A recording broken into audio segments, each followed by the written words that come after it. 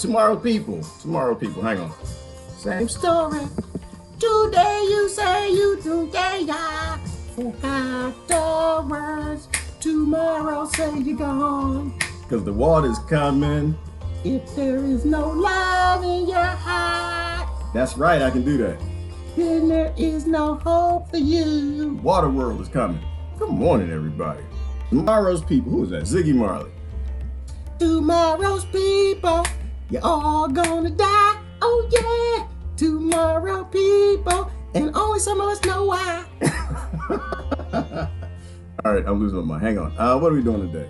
I'm not ready. Is my mic on? My mic is on.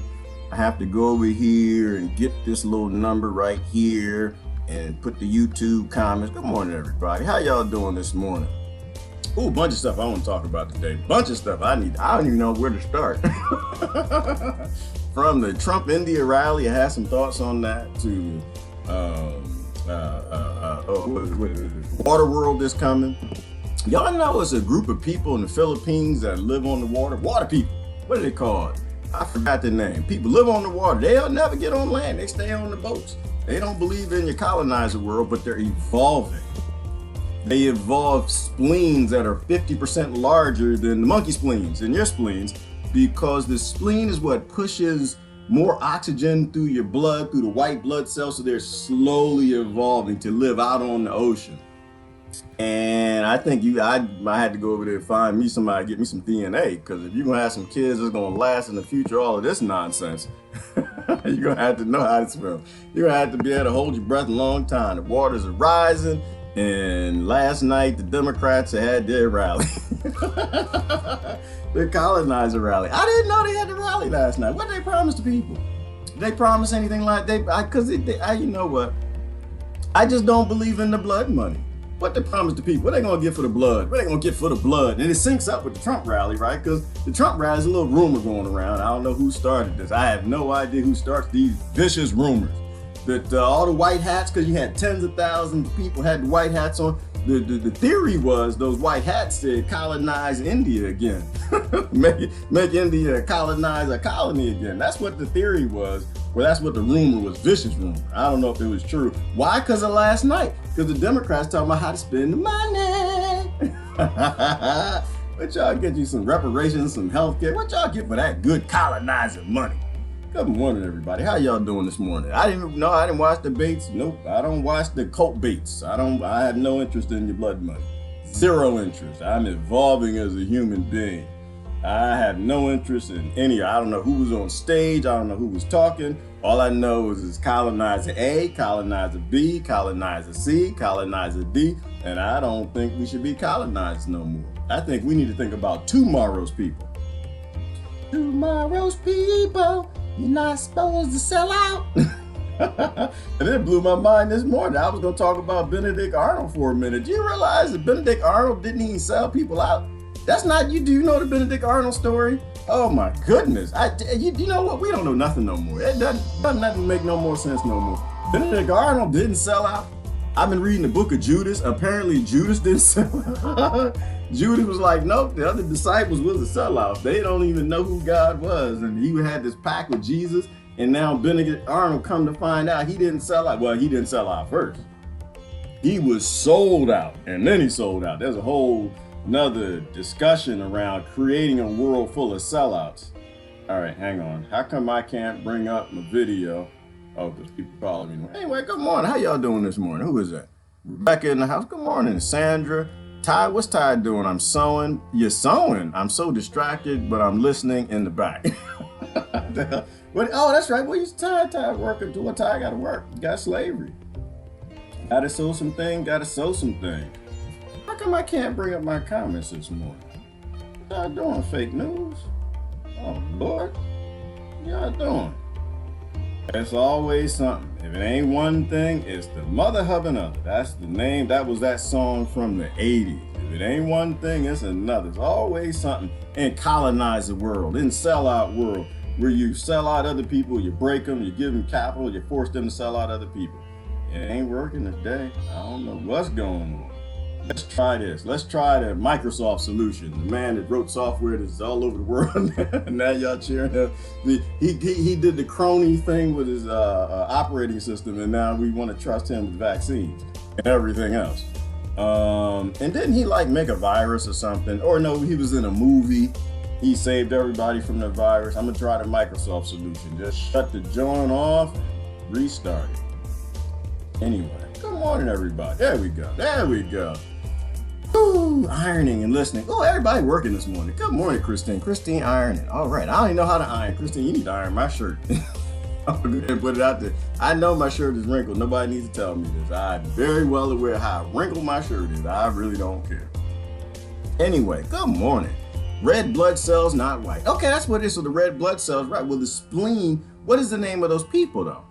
They live out in the Philippines, but they're not really Filipinos. They don't have nothing to do with your Filipino world, because the Filipinos was colonized as a whole bunch of different people, and and they don't want to join your world. So now, because they have to have IDs or something, they don't want to come on the coast. They don't want to be a part of your colonizer world. The Banaguru, I think they're called the water people. They have a couple names. Hang on, let me get it for you. I didn't even share my video. I got to share my video first. Share the video. Ow, good morning, everybody. Oh, somebody said something about some races. They get the races last night? Why the hat's got to be white race? Oh, okay. What they got? Because I don't know. You guys, India. I don't know the answer to these questions, Ty. I have no idea. I just sit here and observe the world. That's all I do. All I know is it was thousands of people, tens of thousands. They all had white hats on, the biggest Trump rally in the world. And they don't seem to know how America works. They have no idea how America works. While one side is over there selling it to the Indians to come back into the colonizer fold, to give them that debt colonization, confessions of an economic hitman style. You got the other side that's promising things to the people that they're going to give them if they elect somebody. Good morning. Who's that? Diana and Desiree and Jasmine, Sequoia. Good morning, everybody. Yeah, I don't believe in slavery. I don't believe in that. So, but check this out. Benedict Arnold, apparently he didn't sell out first. He was sold out. He was sold out, and then his wife got him to sell out to the British. That's what a good wife would do. That's what, because how did the story go? The general sold him out, told him to stay in his tent. He decided, I ain't gonna stay in my tent. He jumped out, rallied the troops. He won the war, or he won that battle, and then the general took credit for it. And so he was pissed off. His wife was pissed off, Peggy. And so Peggy talked to her boyfriend, who was in the British, was a British general. And that's how he decided to sell out. He was sold out first. Anyway, good morning. Good morning. Let me do this. I got to show you something real quick. Turn this on. I got to show you something real quick. Good question just popped up. Just popped up on my thread. I think that we need to think about this for a minute. Fantastic questions, all kind of questions, because we selling the earth out everywhere. It's popular now. It's just a popular thing to sell the planet out. Let me show you this right here. Here you go, right here. I just logged on and I just saw this. Hang on, I gotta shrink this over here. Make that a little smaller right here. The most powerful governments on earth can't keep a virus from spreading. Assuming that's what they want to do.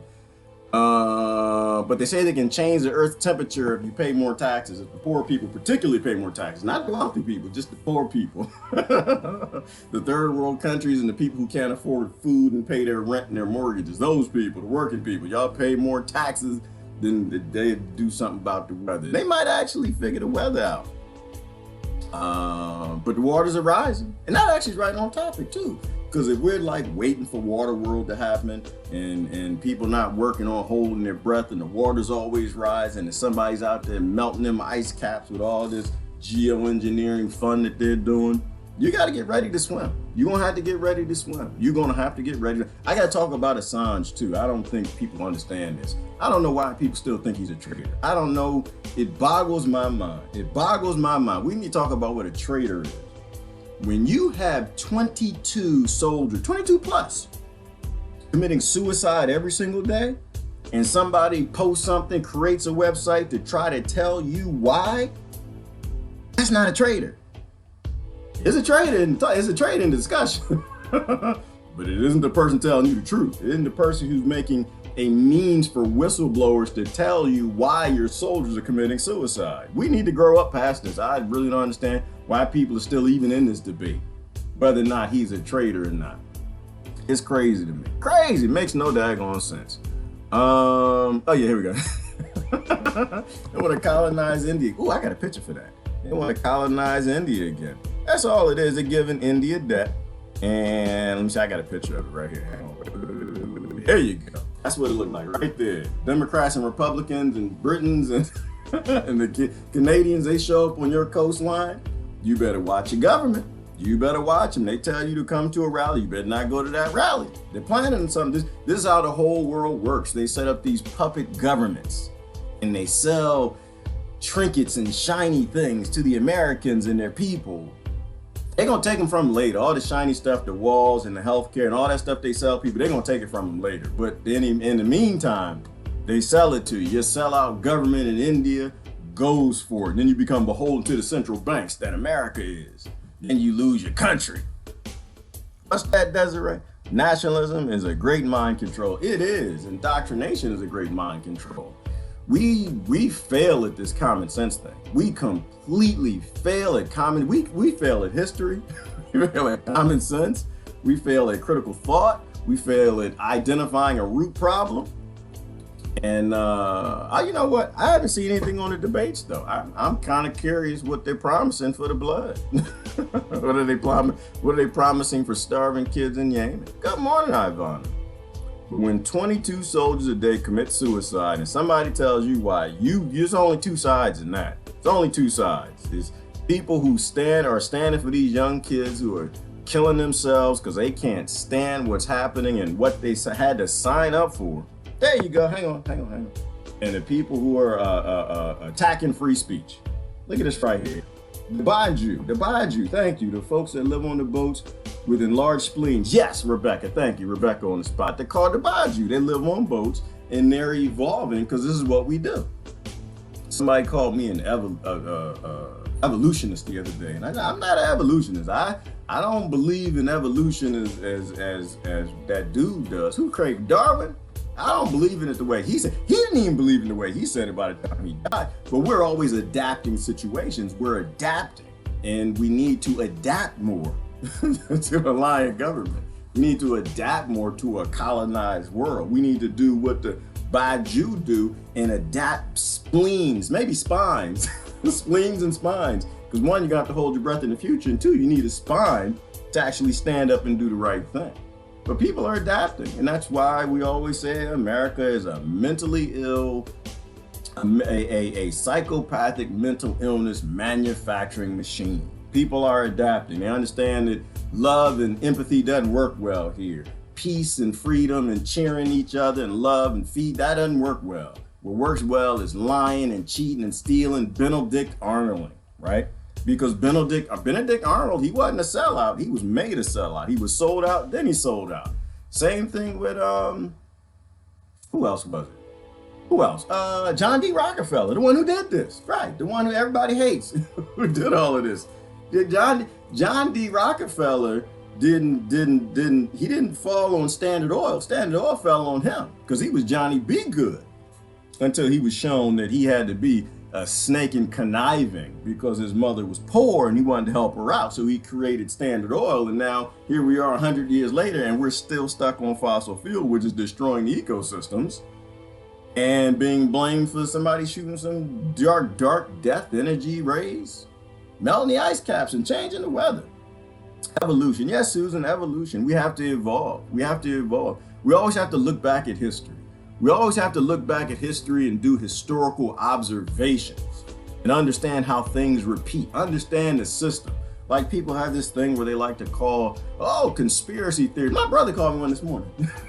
My brother called me a conspiracy theorist this morning. I said, bruh, listen, no, it's just people who look at history and they observe it. And they understand that history loves to repeat. It loves to repeat itself, but change the names. And if you don't change the system, you don't change any of the input scientifically, it's gonna happen again. If Julian Assange either dies or goes to prison, Really bad things are gonna happen. Right? It's one thing if the people lose free speech, and that's what's happening now, because in America, there's no free speech. Online, there is no free speech. It's all being censored. But if you lose your journalists who are speaking free, there's a reason, people, why you have a Second Amendment after the First Amendment. And we're flirting with that reason. We are flirting with that reason. There's the only way you're gonna find any kind of freedom when the empire that owns the global media, this imperial war system, this banker-run empire, the parent people think it's America, and America has absolutely nothing to do with it. They're a slave of the war engine of the Rothschilds. They own the media, and they own the wars, and they own the banks, and they own the people, and they own the nations. When they own what's true, there's only one thing that you can do. And that's why the First Amendment comes before the Second. There are only two sides in this Julian Assange thing. Those people who want free speech to remain a thing, and those people who are ready to go and take up some cannons, get some cannonballs, because World War III is unavoidable. All right, anyone can be used. If we ignore our liabilities, they will be weaponized against us. Absolutely, absolutely. They've designed a whole model around that, around people being used, people becoming desperate. They gotta sell you out. That's why you had the cult debates last night. You had the people getting together talking about what they're gonna do with the blood money, because they're scared. When you have scared people, they will turn their back on anybody. The majority of people, well, it's not the majority of people that vote, but the majority of people who are engaged in wanting to fix anything in this country, they're still out there voting. They're getting together trying to figure out what they're going to do with the money they're going to spend from the rest of the colonized countries, India, and the land they steal from everybody in America. It's a system designed on creating desperate people to get them to turn on each other so you get to stay at the top. I'll hire you anytime to be my lawyer. Jennifer, I don't believe in law, girl. Don't do that. Don't do that. I might go in there and just start, I don't know, don't do that. I used to do that. I used to actually be an advocate. I used to help people go through the family court system. I don't do that no more. No, I don't believe in law, Jennifer. Unfortunately, it's a thing, and it's a peaceful means of trying to fix a lot of problems, so we have to deal with that. But in terms of law, being a lawyer, no. I don't believe, Jennifer, that anybody owns you. I don't believe that they have any law over you. I don't believe in the people with the most power get to dictate, because law, the only purpose of the law is for us. It's not for them. It's not for those who buy the laws and author the laws. It's for us. It's for poor people. The very, very wealthy. The higher you go up in class, the less laws apply to you. And that's just real talk. It's a scary thing, but it's real talk. All right. What's that? We can speak. No, we still speak. We just can't on this site. Yep, this is true. But the internet is vast. The cabal couldn't stop it even if they wanted to. No, they couldn't. They can't stop it. But they can get a lot of people hurt. They can cause a lot of problems. They can continue to keep the wars being cheered. They can continue to keep people yelling and screaming that Assange is a traitor and Assange is CIA, and none of that actually matters to actually what's unfolding in this world, right? All of this was staged and set up, and if it wasn't staged and set up, it's staged and it's set up right now. You have people cheering to destroy free speech, and they're good people. Good people. They just don't see how this system is playing out. Is YouTube here this morning? I don't see it. Did I press the right button? Hang on. No, it says connected. Okay, so we're good. YouTube must just be quiet. Let me go over and make sure I'm not missing anything. Since I said that, hopefully somebody says something just to make sure. Good morning, Max. How y'all doing this morning? So let's take a look. I'm gonna take a peek over and see if there is anything important over here that's not related to what we're gonna do to spend the money. Oh, I see some space. I would like me some space. What we got here? Because when the aliens show up, it's gonna be a good thing. Like I was talking, who was I talking to this morning? Christine, Rebecca, somebody, always up early. You can tell people who like, tell people who probably have gardens and history in farming. They get up early in the morning. We're talking about like what changes all of this. And this actually, it involves Ty too, because we were talking about it a long time ago. And Debbie, and Claudia. The only thing that's going to change, well, no. We have an opportunity to change if we grow up and we find this consciousness. But odds are, and this is why history is important, odds are People don't change till the hammer drops. People don't change till millions start to die. People don't change till they run out of food. People don't change till it's you that's living under these American cities. Before that, people will debate, they'll vote, they'll cheer, they'll do anything they can do to spend that blood money on them. But we're probably waiting for our collapse. I mean, that's when I know we're going to change. And I kind of hope it's the aliens. That's that's kind of what I want. That's why I like space. I don't think they need to come here and help us. I think they need to come here and scare the hell out of us. That's all I want. I just want like some big, massive ships just to come out the sky. Let them just hang out there for a little bit. Scare everybody into, okay, maybe we shouldn't be fighting over oil. Maybe we shouldn't be voting against other poor people. Maybe we shouldn't be robbing Peter to pay Paul. Maybe we shouldn't have a system that's designed to make people sell out from scarcity. Artificial. Maybe we shouldn't have planned obsolescence. Maybe the universe is a big place and we don't know what's up in all that blackness and white dots. And some of it might actually come here. I believe that. Yep, there's a curfew where you are, question mark. Wow. Is it? No, I don't have a curfew, Suzanne. I don't go out at night because Americans out on the street and they got crackheads and stuff and they get the itching and scratching. They like to rob you and stuff. I don't go out on the street at night because I live in America.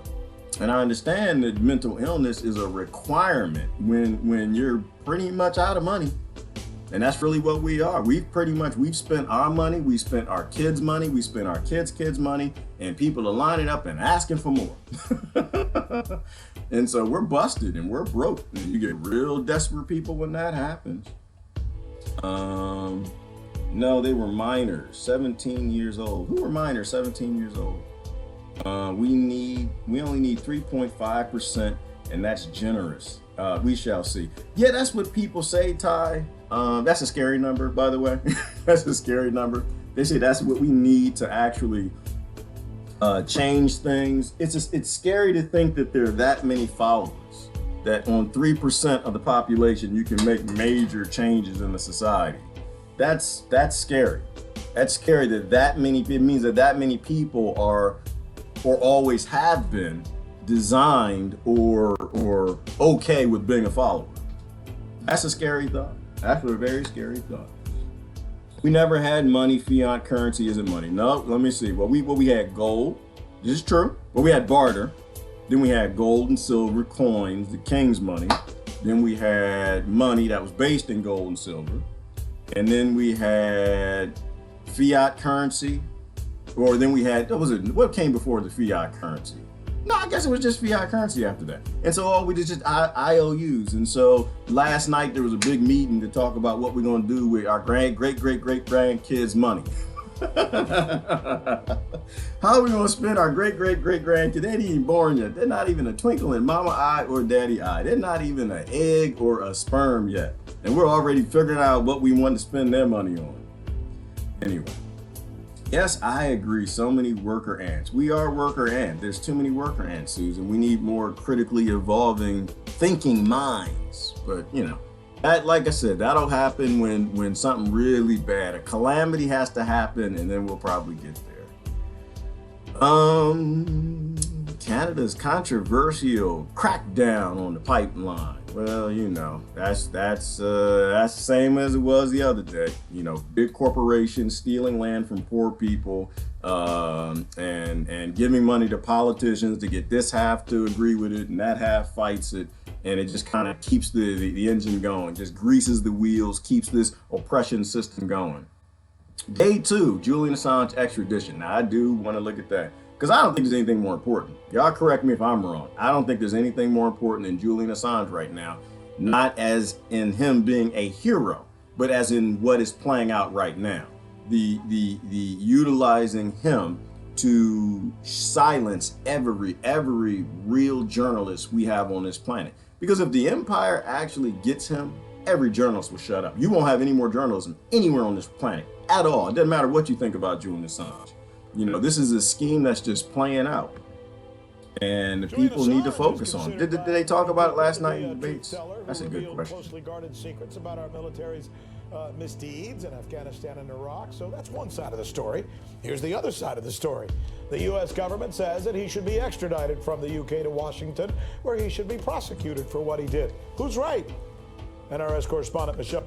And by U.S. government, he means Rothschilds, Rockefellers, central bankers, those who purchased the country in 1871 and 1913 and 1933. That's what he means. So don't get caught, like Desiree said. Don't get lost in the nationalism. You don't have a nation. You're a slave. You are owned. You don't get a say in what happens in world events. The politicians and political parties are basically trying to do a job, which is to get a great retirement, working for a party that's completely sold out to the same exact industries and keep you fighting the other poor people. Michelle Greenstein reports on day 2 of Julian Assange's extradition hearing. Come on, fire. The airstrikes heard around the world. Video from a U.S. Apache helicopter indiscriminately shooting more than a dozen people, including 2 children and a reporter from Reuters in Iraq. This classified U.S. military video, along with thousands of other military documents and diplomatic cables, were released by WikiLeaks about a decade ago.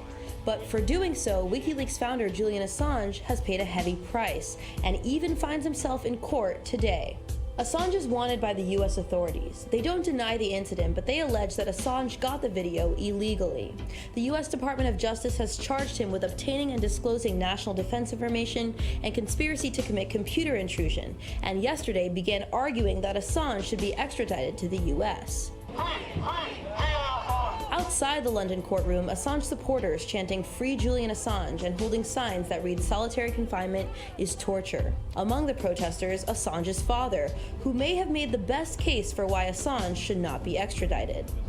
Hang on, I gotta say something here, because the people who are like confused into being angry with Assange, like they do have one point here. They have one point, and the point is it can't be about free Assange.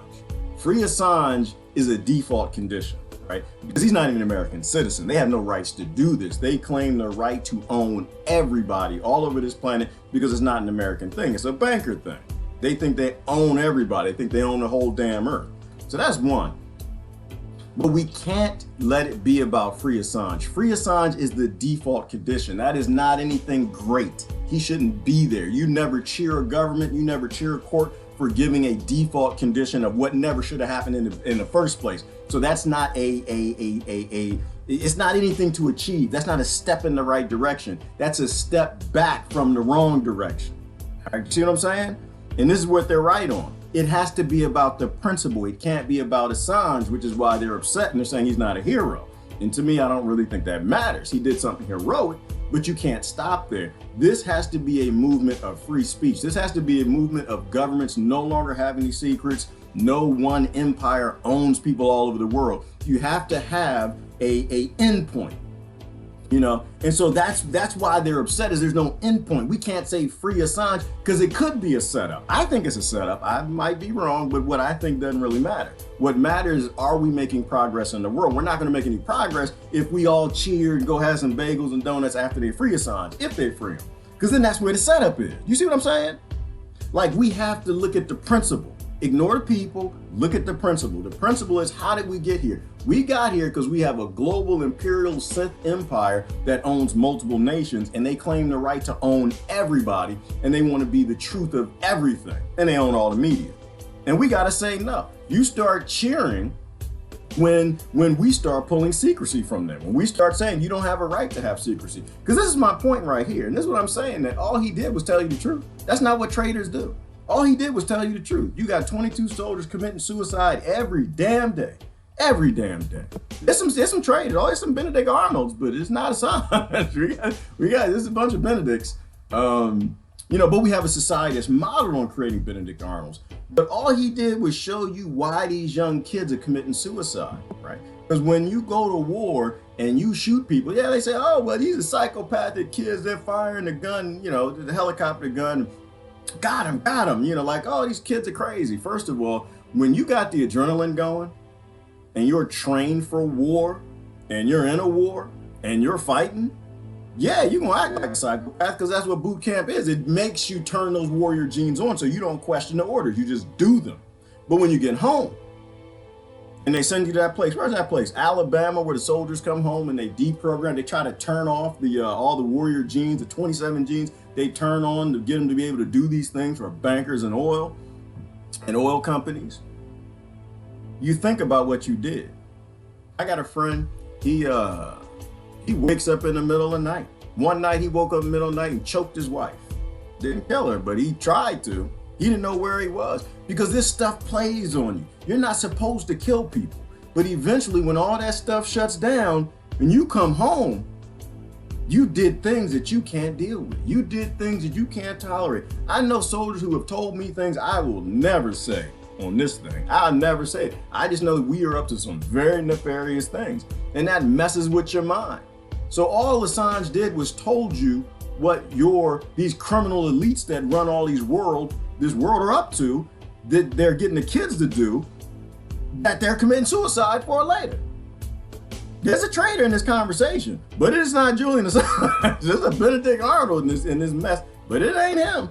The oppression of journalism, the ceaseless malice directed against Julian Assange by the authorities, that is what will happen to journalists, publishers, and publications if this extradition, this political extradition of Julian Assange is successful. Reports are that, Political is the wrong word, it's criminal. And thank you, Susan. Yeah, we were talking about that early because Benedict was they're Benedict Arnolds in this conversation. But Benedict Arnold isn't who we thought he was, right? And we talked about that when it just started. That we have a model of creating Benedict Arnolds. He was created when he sold out. It was a design. Like Judas. Judas was not who we thought he was, which is a whole nother topic. I've read the book of Judas about 4 times. I'm about to read it a 5th time because I'm still processing what I'm reading.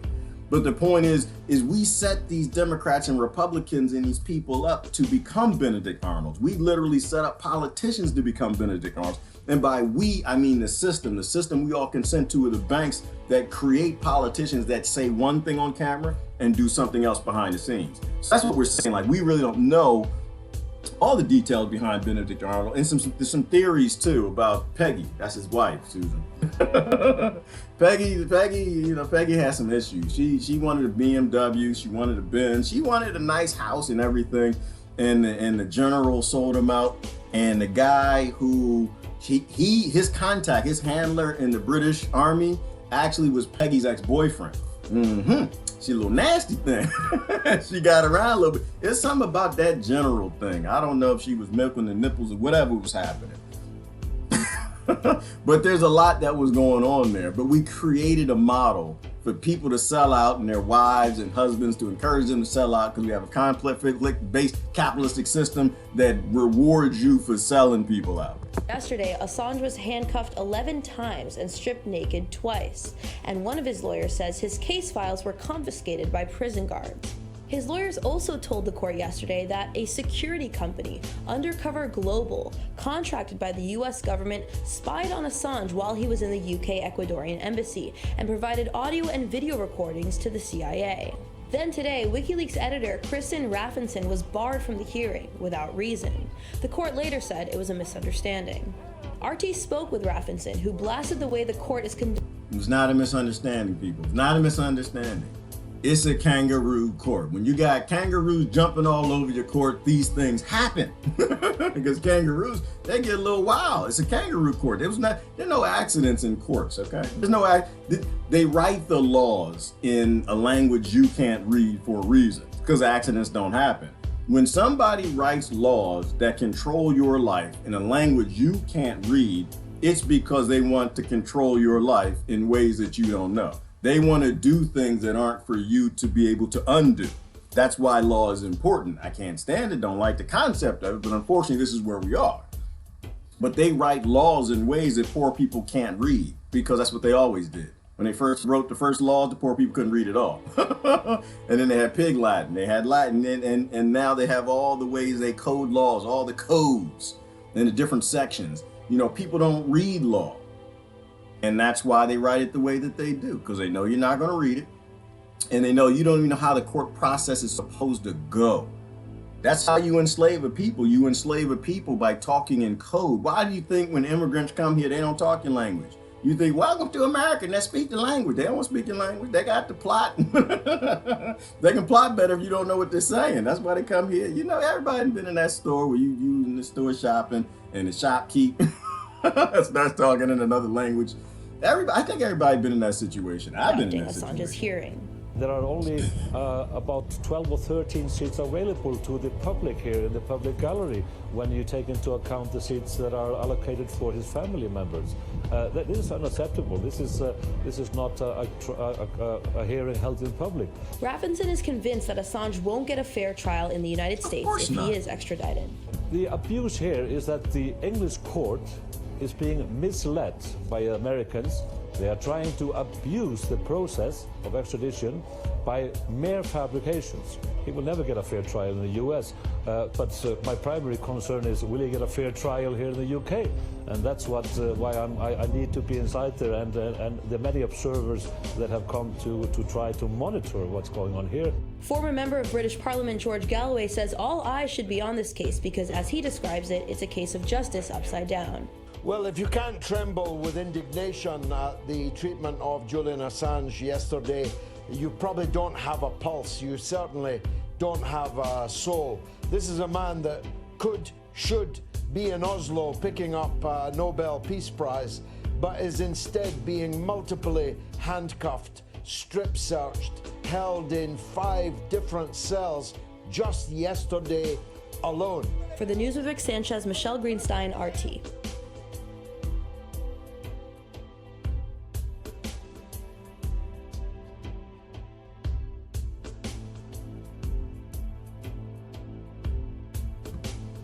All eyes on this case. This is what your homework is. Oh, let it disappear. Right there. Nope, where am I? Nope. Hang on. Where am I? Right there. Here we go. Homework. You need to be posting one thing about Assange every day.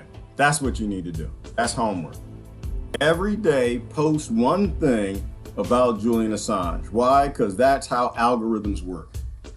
If you are consistently making it viral, that the people are thinking and concerned about what's going on here, then the newspapers will talk about it. The more people talk about it, the more honest talk comes out about it. So we need to talk about Assange, despite what you think, because you will be fighting in the zombie apocalypse with us. And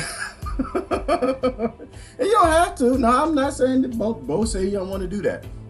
You don't have to do that, but you need to learn how to run, brother. You better learn how to use a sword, a knife, learn how to swim, hold your breath, get a big spleen, because World War II is right around the corner. You know, we don't have to do anything. But World War III is unavoidable because you can't stop a war engine, right? You're not going to stop an empire that requires an empire. It's like a bank, right? It's like an account. All it needs is money. It can't stop itself. It's going to eat and eat and eat until it pops. It's like a goldfish. Everybody get that goldfish?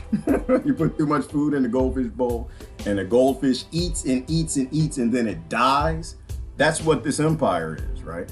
And you've got one side of it, which is the Rothschild, Rockefeller, whatever. Then you got the other side that we don't really know so well, China, Russia, whatever, working together. And everything is about power. And they're going to continue to move forward, lie, blow up nations, colonize, destroy, build that hate queue up.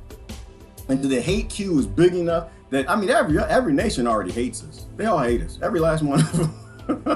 But the hate queue is not ready to explode. When the hate queue explodes, World War III. By then, there ain't gonna be no talk, ain't gonna be no Facebooking. There's not gonna be any Facebooking then after that. Because it's history. This is history. You know, it's not evil, right? A system is just a system. And this is why, the whole me being a system analyst is a thing. I like to analyze systems. This is what I've always done. I've done it for 20 years. You analyze a system. If a corporation doesn't put limits on the amount of money it can make, right? Because it's just a system. It needs money. A government needs power. An empire needs power. They're just going to keep moving forward till you get your World War III. And so people can either want to bring this to a halt, or we can just sit and wait and see what happens. But I've seen this before. That's the case regardless of Assange. Historically, Bo is right. Historically, Bo is right. But there's one caveat. Like, there's one difference in today versus the hundreds of years in the past that we have history to look at empires and what they do. And that's the internet. That's the only thing that's different. Everything else is different. Our brains are the same. Money is the same. Banks are the same. Power, governments, all of that, they're all the same.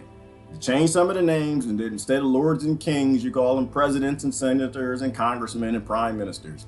But the only thing that's different is this internet. And so I still think that this hiccup in the system. See, we weren't supposed to have this. We weren't supposed to have an internet. You weren't supposed to be able to interconnect the people in India, like right here behind me, and tell the people in India, hey, y'all, listen, way too many of y'all at that Trump rally the other day. You know, it's not a Trump, it wasn't really a Trump rally. That's how they sell it in the media.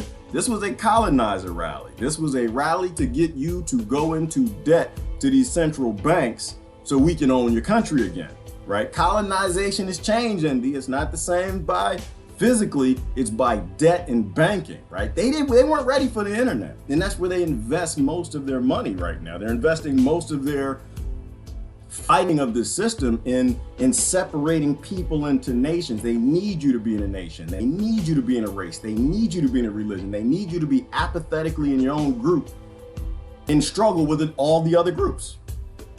So I think the internet is our only way out. It was a hiccup in the system. It was the only data going into that experiment, the injection that might change the outcome. So historically, you're right. Historically, it's unavoidable. But if everything remained the same, it would happen. But everything's not the same. That's why it's important. So anyway, but people can do it. If you want to do it, don't do it. I'm going to do my best to post one thing on Assange every day. Why? Because I want the algorithms to pick up on the fact that this is an important topic, so it shows more and more people on timelines about Assange, because it's not about Assange, it's just about free speech. That's all it's about. When people have free speech and all the people are interconnected all over the world with this internet thing, all over your country, then you can see the lies, you can see the shenanigans, you can see the scams, and you can start, actually acting on that. But as long as everybody's divided up, then you got aliens. How do we go back to aliens? Well, obviously, if you don't know what the Native Americans up to, they're aliens. If you don't know the people from Honduras were colonized and we destroyed their country over and over and over again, then they're aliens and you're scared of them. If you don't go down south and meet the people with the Dixie flags and the guns preparing for what always seems to come, then they're aliens to you. And everybody's scared of the aliens. This whole Project Bluebeam thing, it's been played out time and time and time and time again. You can go to Africa, you can see the people, oh, they're aliens. Go back, get the other people and struggle with them because you can't talk to them, there's no internet. You can go to Ireland and say, oh, the aliens up there, got skirts and swords, we need to go kill some people. So, the aliens have always existed. The internet gives us the ability to say, oh, wow, you know what? There never really are any aliens. People come out of space, that's just people coming out of space. They're not aliens either, they're just people. Just people from over the next hill, people from over the next ocean, whether it's a black void called space or not. And so the internet destroys aliens in that way, right? It destroys the concept of others and othering. Yet our brains are different because of the internet. And they're changing, right, Mike? They are changing. I'm not convinced they changed enough, brother Mike. I think they're changing. It's like the spleens and the people from the Philippines who live on the boats. It changes. It takes a while. Our brains are different. Our cell phones are slowly changing our brain makeup. The only reason I say they haven't changed that much, Mike, is like things like pedophilia, rape, murder, psychopathic things. Like these things still exist. So they haven't changed enough. It's changing, and we need to keep going in that evolving direction. Everything's always evolving, but it hasn't changed enough. We were talking about ravens this morning. Like I kind of think if we don't do nothing, if we go ahead and go extinct and we wait for Waterworld to happen, and if we don't make it, I kind of think the ravens might take over. Why? Because the ravens are ingeniously smart. They are a species that's highly evolved. Now, you know, we had a discussion this morning. I don't think they're sentient. Somebody said they were sentient. I don't think ravens are sentient. They're highly complex. They can solve complex problems. They use tools. They fix things. Like, go look at some of the research being done at some of the universities. Ravens, they're up on the game. They're farther ahead than dolphins, perhaps whales. They are up on that problem-solving game. They're just the dinosaurs that lost their hands. They don't have the opposable thumbs in the hands to do things. If ravens, as big as they are, had the ability and some hands and opposable thumbs, we'd be in a war with them right now. We'd be fighting. We'd be fighting them right now. I think that if we don't make it, ravens, it's their turn. I think it's their turn to see if they can create some sort of sentience. I don't think they're sentient yet. They're still psychopathic because they do psychopathic things. And a hint to that is that video. The video of the ravens and the cats. Did y'all see that? The video of the ravens and the cat. I know they're still psychopathic because the ravens, they act like banks. Let me see if I can find it real quick. Ravens and cats. Did y'all see it? I know you saw it. It was on the internet years ago. They're still a little psychopathic. Ravens are still acting like banks. They, here it go right here. Here you go. I'm gonna just show you a little clip of it. We made USAA insurance for veterans like Bad idea. Insurance is a scam. It's always been a scam. It's still a scam. It's always gonna be a scam. No. You should not have a society that requires you to join a scam. No, that's a bad idea. A lot of bad ideas in our society. They make Benedict Arnolds though. Check this out. This is the raven. Let's get to it. Oh no, is this one? This is a different one. They've been known to get cats to bring out their murderous predator side. No, these, oh wow, these are two ravens attacking a cat. No. Just want to get them to fight. No, this is a different one. So the ravens, they get cats to fight. They'll go pick with the cats. Look at it, they going at it too. Look at the raven went in there and hit through a punch. The ravens are a little psychopathic, but this is what I wanted to show you. They ain't playing. See, this is funny to me because I didn't see this one. I saw the other one where the raven was on the roof and he would fly over there and he'd bite this cat and the cat get upset and he'd bite the other cat on the other roof and he started bringing them together and they started fighting. Ravens are highly evolved, but they still got that psychopathic thing. They still act like banks. Like they still act like banks going to India, trying to get the Indians in conflict with the Pakistanis or the Americans, anybody else they can use those weapons on. Because that's how it works. You know, I don't think that we're evolving fast enough. Good morning, Citizen Deb. Citizen Deb. So yeah, I think our brains are evolving. They're just not evolving fast enough. We still do the psychopathic stuff that ravens. We haven't gone far enough yet. Is not a distraction. They making an example of him so people don't follow his steps. Right, Ricardo? And that's how it's gonna play out, brother. That's exact. If we don't wake the hell up and we don't stop this fighting over who's right, because that's all a lot of this is, right? Because I love the people in all the communities and the truth community, but it's an ego thing, right? Like, I know something you don't know. And post a link. We all do it. Let's not lie to each other. Let's be like, if we can be honest, let's be honest with each other. I do it too. If I have a link that you've seen something you ain't read, the Act 1871, the Federal Reserve, whatever, I'ma post it. I'm like, oh, look, I seen something you ain't seen. Oh, look, check it out. Oh, he's so smart. No, he just got a link. That's all. So I think it's interesting the ties between Assange and the CIA and the Pentagon and all of that stuff. But there's a bigger scheme that's playing out. Right? And so that's the point, Ricardo, is that no journalist in their right mind is going to speak up if they finish what they're doing in this particular scenario. So it doesn't really matter where he came from. It's a scenario that's playing out. Remember, it's a gaming system. The human beings are literally a gaming system. We are always being gamed. Whoever has the best technology is always gaming us.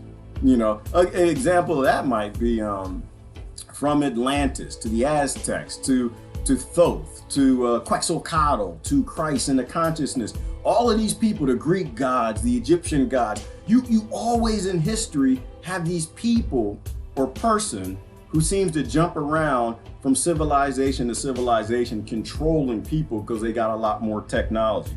Hermes Trismegistus, Merlin, you know, these people that are talked about in different regions, it seems like they just go from place to place to place and they control people because they have technology or they have abilities that the people there don't have. The people who have the highest level of technology are always your gods. They might be little g gods, but they'll always be your gods because they have something that you don't, and they control you with. So we're always being gamed. And the interesting thing though today, which is what I love about ancient archaeology, is you're starting to link together the different cultures that are saying things about these people. The bags, you know, and this is another thing. I don't think they were ready for this internet. They don't like the bag people. You know what I'm talking about? The bagmen. The fishmen that were seen all over this planet with the man bags. You know what I'm talking about? The man bags, and don't worry about man bags making you seem like you're this, that, or the other. Because man, I looked it up yesterday. Apparently men can breastfeed, so it's a thing. It is a thing. I don't think it should be a thing, but they was right. The sisters was not lying. Men can actually breastfeed. I had to look it up for Daniel. The guy with the ancient man bag, you know what I'm talking about? The ancient, I've seen this before. Yeah, I've shown this before. But they were shown all over. Like, it was so important when these people showed up and they had these bags. Some people say they restart the human civilization. They had technology in the bag. I don't know. I can show you a picture if you want to see them. I don't want to waste time with that. If y'all already know, I've mentioned that a million times. The man bags. There's always somebody controlling us. And I think everything we need to do, like Brother Mike is talking about, we have to evolve forward. Everything we have to do is try to pinpoint where somebody is playing us.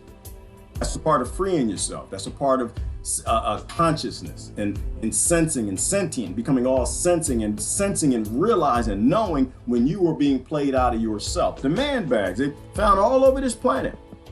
Not man bags for the breastfeeding, but these man bags. We found them from Göbekli Tepe to the Aborigines to the Mayans. They all drew pictures of those bags, right? Could be a Sumerian bag. We don't know, but what we always know is that there's always something that controls us. And so the idea that something now isn't controlling us is ridiculous. It's a ridiculous concept. Something's always, it's like a guy at a bar.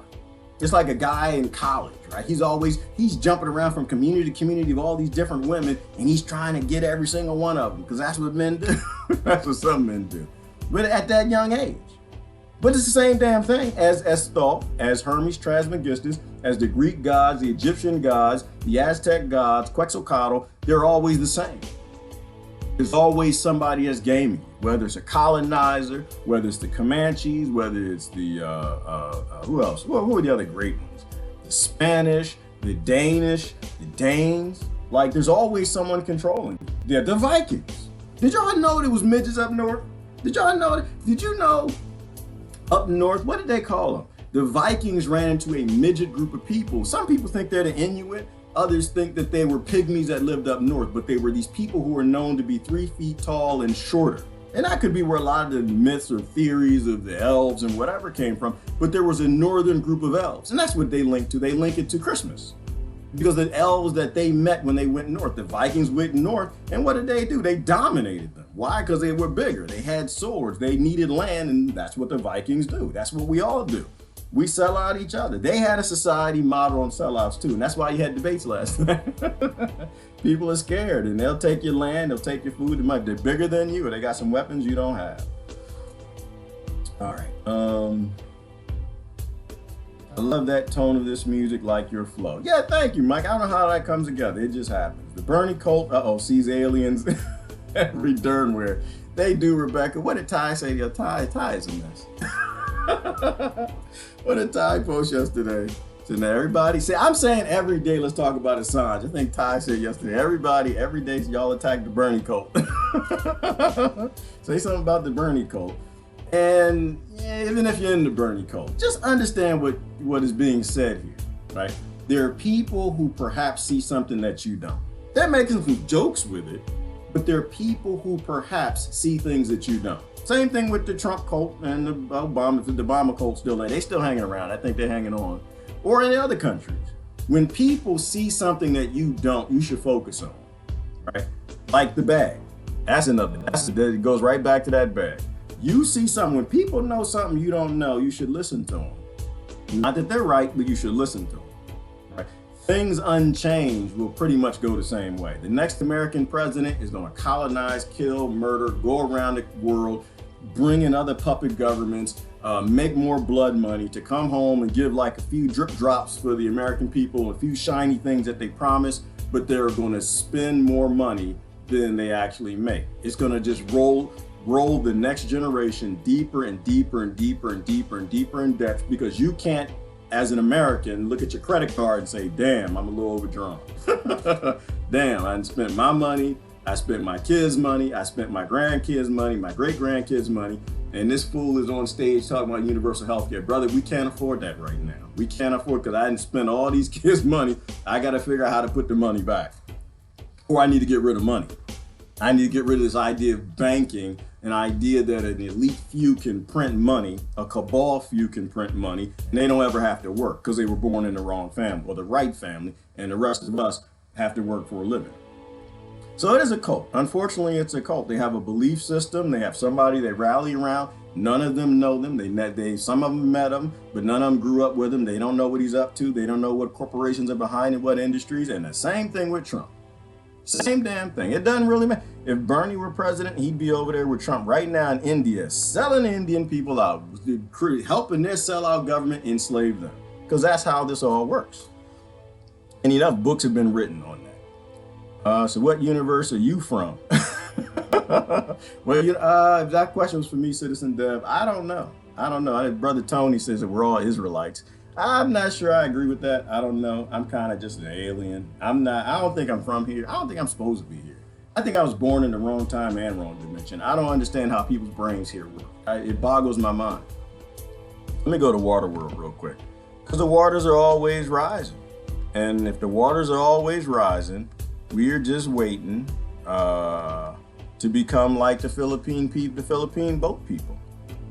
Where's my hang on, I gotta find my background. Where'd my background go? I might have to scale through some backgrounds before I get to where I want to be. I like create my own little universe. I'm kind of like a bank in that way. Like I create my own reality every morning with the green screen. I'm kind of like the Democrats and Republicans and the DNC and GOP. Like I make my own reality. Although I just use a green screen. What is this? Oh, this is the ancient tracks. Y'all remember the ancient tracks? I don't know why they're still there. These are tracks in stone going back millions of years. Who the hell was driving around in a cart millions of years ago? Somebody you don't know. This is more important than all your government, everything they got to say. Somebody had a vehicle 100 million years ago with tracks in stone. Oh, Lord, there you go. That's the debates right there. That's the I have a few backgrounds. Hang on, I got to get to the Waterworld background. Oh, there's the monkeys and their bananas. That's all. We're always talking about monkeys and their bananas because you still got 98% monkey DNA. You need to spend less time with that. This is from the movie Training Day. I don't know, how could that fit to today? Because we have a society that makes you sell out. Brother Jake, but he didn't sell out. You don't have to be a sellout, but you always have a society that will pull a gun to your head and force you to become a Benedict Arnold. That's just how it goes. Dedicated humans, there you go, that's it. That's us right there. That's us in America. We like to say that we're free. We ain't free. That's the debates. I'm looking for the Waterworld background. What's this? This is all the stuff that we talk about. Oh, the ooh part. Right, that's the ooh part. That's the metal tooth found in Russia millions of years ago. That's not important. It's not important that civilizations have made it to our level millions of years ago and they all went extinct. All them monkeys are gone. All those monkeys are nitrate underground growing apple trees. But we think we're going to make it keeping the same system that extincted them. There you go. Being blocked on Facebook. Once again, if you ain't been to Facebook jail, you ain't said nothing real. Stargates. Hang on. Where's my own thing at? I can't find it. These are all, oh, there you go. That's us right there. There you go. This is what we're trying to do to India. That's why the white hats in India all said, make India a colonizer, colonized again, make India a colony again. And everybody out there is cheering to become monkeys with guns for these bankers. And there you go. That's us just rolling up the doo-doo. That's more last night's debates. We always just rolling up the doo-doo, just rolling up some bullshizzle. What is this? Oh, the V-minus. And this is why we need to leave India alone. Because of what Mark Twain said. Mark Twain went to India, had amazingly beautiful, powerful things to say about India. Mathematics, agriculture, human civilization, the cradle of human civilization came from India. So it's kind of ironic that we're going back there to destroy it. And the beautiful thing, like if you ever watch Praveen, Brother Praveen Mohan, he's got his channel on YouTube. He talks about how when the British came in to colonize the first time, not when the DNC and GOP was coming to colonize, and this time, they hid all the documents, they hid everything, all the things, all the explanations on the Vimanas, the Sanskrit text, they hid that from the British. So hopefully, listen, India, for right now, Americans, y'all need to close your ears just for a second. India, y'all need to hide them documents again. We are there. You literally had, what was it, 80,000 people in that stand cheering the banks to come into India again. Y'all need to hide the Vimanas again. What is this? I can't find my water world. I want to show water. I might have to pick a new background because the waters are always rising. Oh, that's the flying craft. Like, oh, that's another guy. What's his name? We're kind of doing a summary, I guess, right now.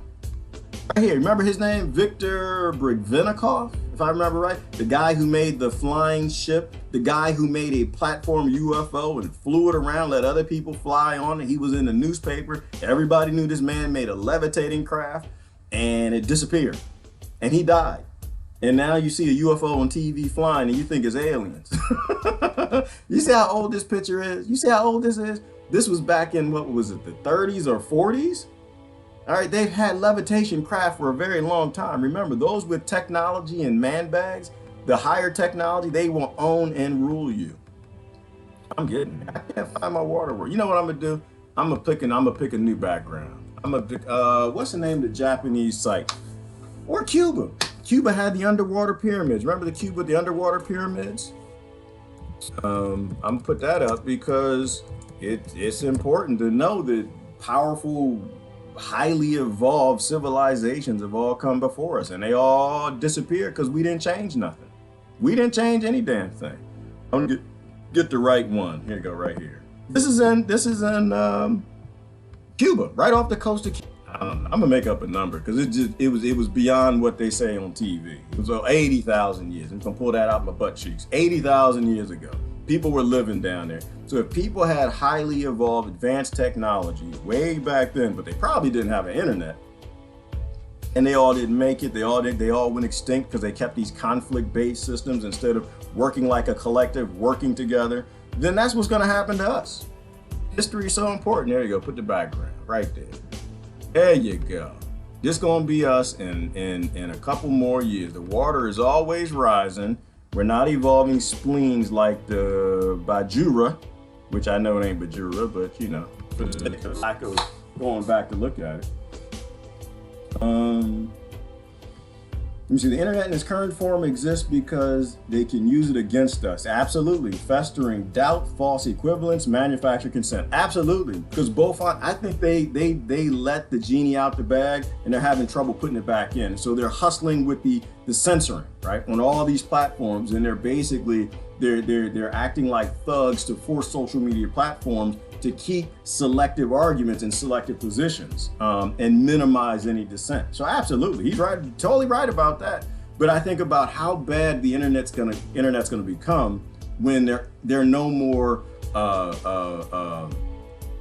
journalists on the internet. Like you know, like if censoring is bad now, but there's like truth between the nooks and crannies because you got a few journalists who are still saying a few truthful things, because they know they can't be arrested anywhere in the world by the CIA at any time, any place, and thrown under an American prison. All of that will stop. The internet, the whole internet, like right now, there's some truth. The whole internet, if they actually finish this thing with Assange, it's gonna be bunnies and kittens. That's all. It's gonna be bunnies and kittens. That's all it's gonna be. And we'll wait till this happens to us. Let me see. The holographic singularity is introduced by an explosion of awareness, shocked and loved and laughter. I'm not sure I know, Brother Mike, what the holographic singularity is, but if it's going on this idea that we're in a simulation, I absolutely agree. There is an awakening coming. I don't know if it's going to be in our generation. I don't know if it's going to be, you know, for the 98% monkeys. It might be for the 98% ravens, but that awareness is coming. Like, I think planets are just balls that evolve creatures. If they evolve sentience, they actually get off of the ball. They understand that anything that lives on these planets eventually will die because suns get big and moody and they murder everything.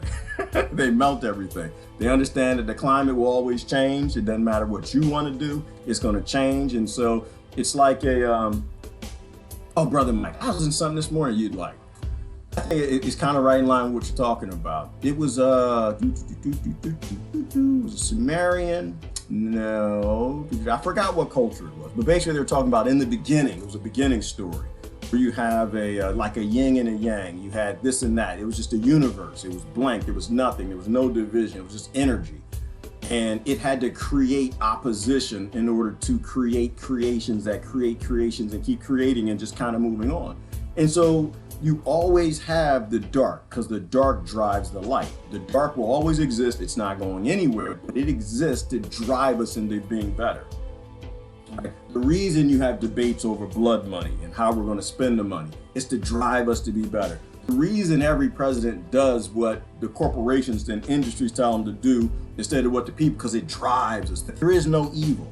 There's just sustainability and a lack of sustainability. But the way this lecture put it, there's chaos and there's order. I think that was it. Chaos and order. Neither is good nor bad. There's no good or bad. You just have one that drives the other. And so we should be allowing ourselves to be driven to become more and more orderly, not for banks, not for governments, not for laws, but orderly, self-orderly, like in terms of sovereignty.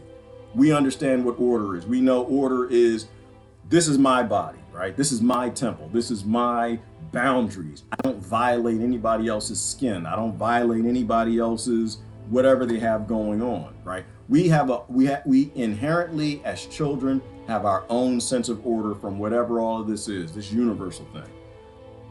And we're taught our entire life to become Benedict Arnolds. We have a model that gets us to embrace popular chaos. All right, all that kind of wrapped together.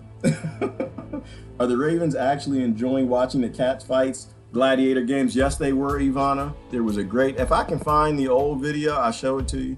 That was a new one. That was just a new piece of evidence. It was on a roof. It was a raven. Oh, it was a crow. That's why I put the wrong, maybe I thought it was a raven. Here it is. He was flying back and forth from this roof to that roof, and he was picking fun with him. Like, you know, there's one cat on one roof and there's another cat on another roof, and he antagonized him. Like, the cats have a sense of self. They have a sense of order. I'm on my roof minding my business. You're on your roof minding your business. And then you got a central bank.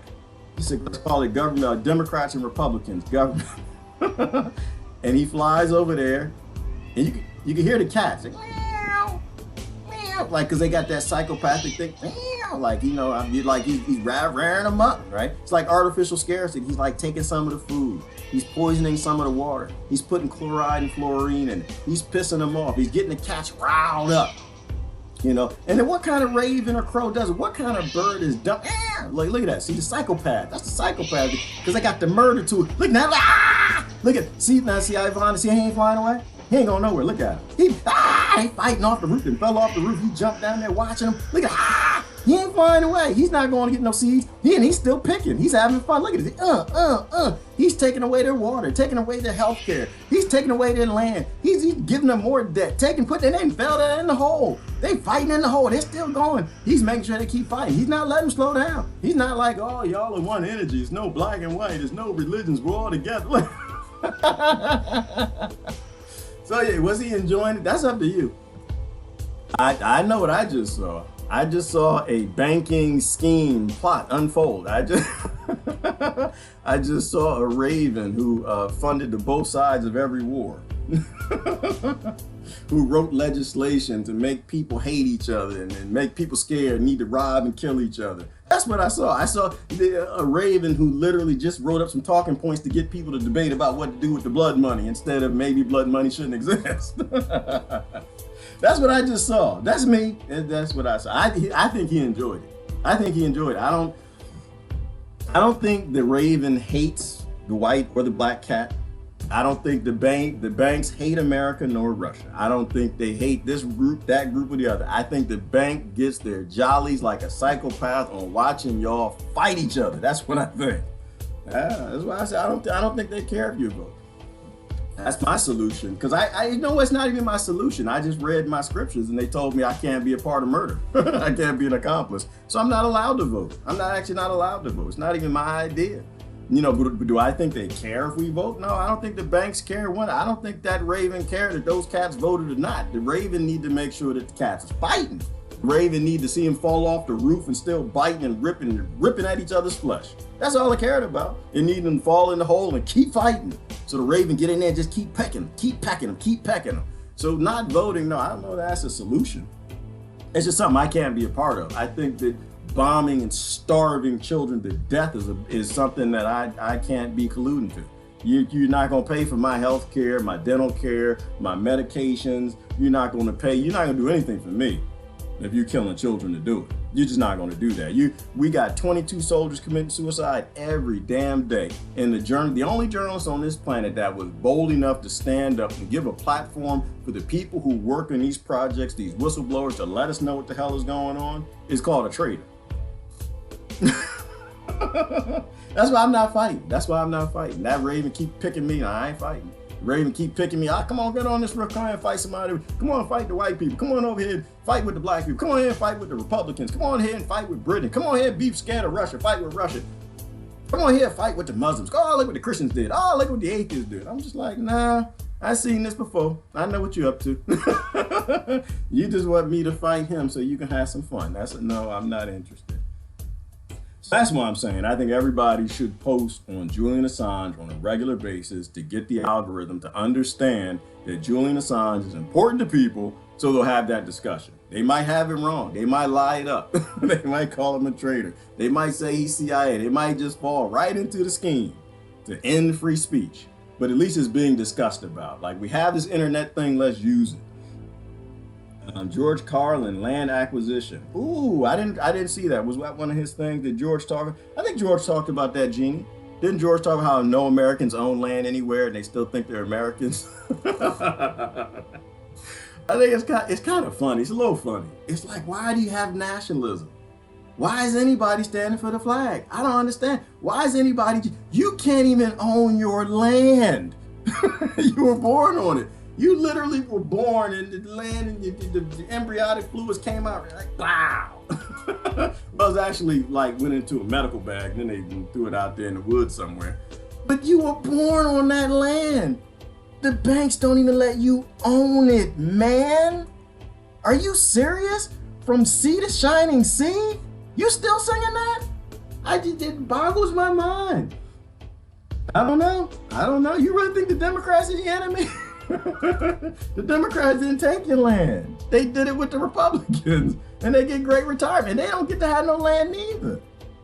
Go after the power who actually owns things. The people who own. You know who Ty taught me that. That's a Tyism. I know some of y'all fighting with Ty. I know Ty like to fight, but you have to accept that's just Ty. That's Ty's thing. Ty like drama. That's why Ty is funny. Some of y'all unblocked him. He blocked you. Whatever. That's one thing Ty taught me. Right, you need to focus on the people who have the resources. Why are you focused on the people with more resources than you? That's how the Ravens get you fighting. Eat the rich. No. Delete the people who own the rich. Delete the people who own the resources. That's the bottom line. Solve the problem at the root level. You don't have to worry about none of the other nonsense. Quote the Raven nevermore. That's right, Tony. Quote the Raven nevermore. Just ignore the Raven. Don't try to be the Raven. What's the greatest technology? Michael, I always get your name wrong. Petrakis, I have no damn idea, Michael. Michael, I am literally a slave and I live in a false fantasy world. Michael, I thought Judas was the bad guy. Turns out he was the good guy. Michael, I was raised to believe that Benedict Arnold was a bad guy. Turns out he was a played guy. I thought that I wasn't sure if aliens are real. Now aliens are real. I wasn't sure if they was UFOs. Now UFOs is on TV. Michael, I can't tell you nothing. I can't. The only thing I can tell you one thing. We are as dumb as the day is long if we allow corporations and governments to keep secret technology. That's what I can tell you. Because they don't even want it. They don't want it. Michael, you wasn't here. We were looking at, what's her name? Annie Jacobsen. Oh, this woman done met with DARPA, and DARPA, the people in DARPA that make it take like y'all want us to make this. The people in DARPA are like acting like the Stephen Greer people. Like, listen, we got anti-gravity people. We have free energy. You have no reason to be a slave anymore. Your government's lying to you. Now the people in DARPA are saying, y'all, listen, we done got enough technology to blow up one planet. Now we're working on technology to blow up 2 planets. Like, you know, they don't hide it, but this is the danger of the internet. This is the danger. The internet is dangerous when it's in the hands of somebody who can critically think. It's a dangerous thing. And when it's in the hands of somebody who has some consciousness, when it's in the hands of somebody who actually has love, not talks about love, not fub, not that fake love, but real love. The people who actually love children, the people who don't want to spend money because you used war to drop bombs and buildings on babies because you want to steal resources, right? When you really got some real love, your position is largely neutral. But her name was Annie Jacobsen. So what's the real level of technology? Brother Mike, all I can tell you is we know they got anti-gravity. We know that. That's a patent, TR3B. We know we have free energy. And I kind of stopped there. Beyond that, can they blow up planets and fly and change the weather and everything? There's always somebody who posted on the WikiLeaks releasing information saying that we do.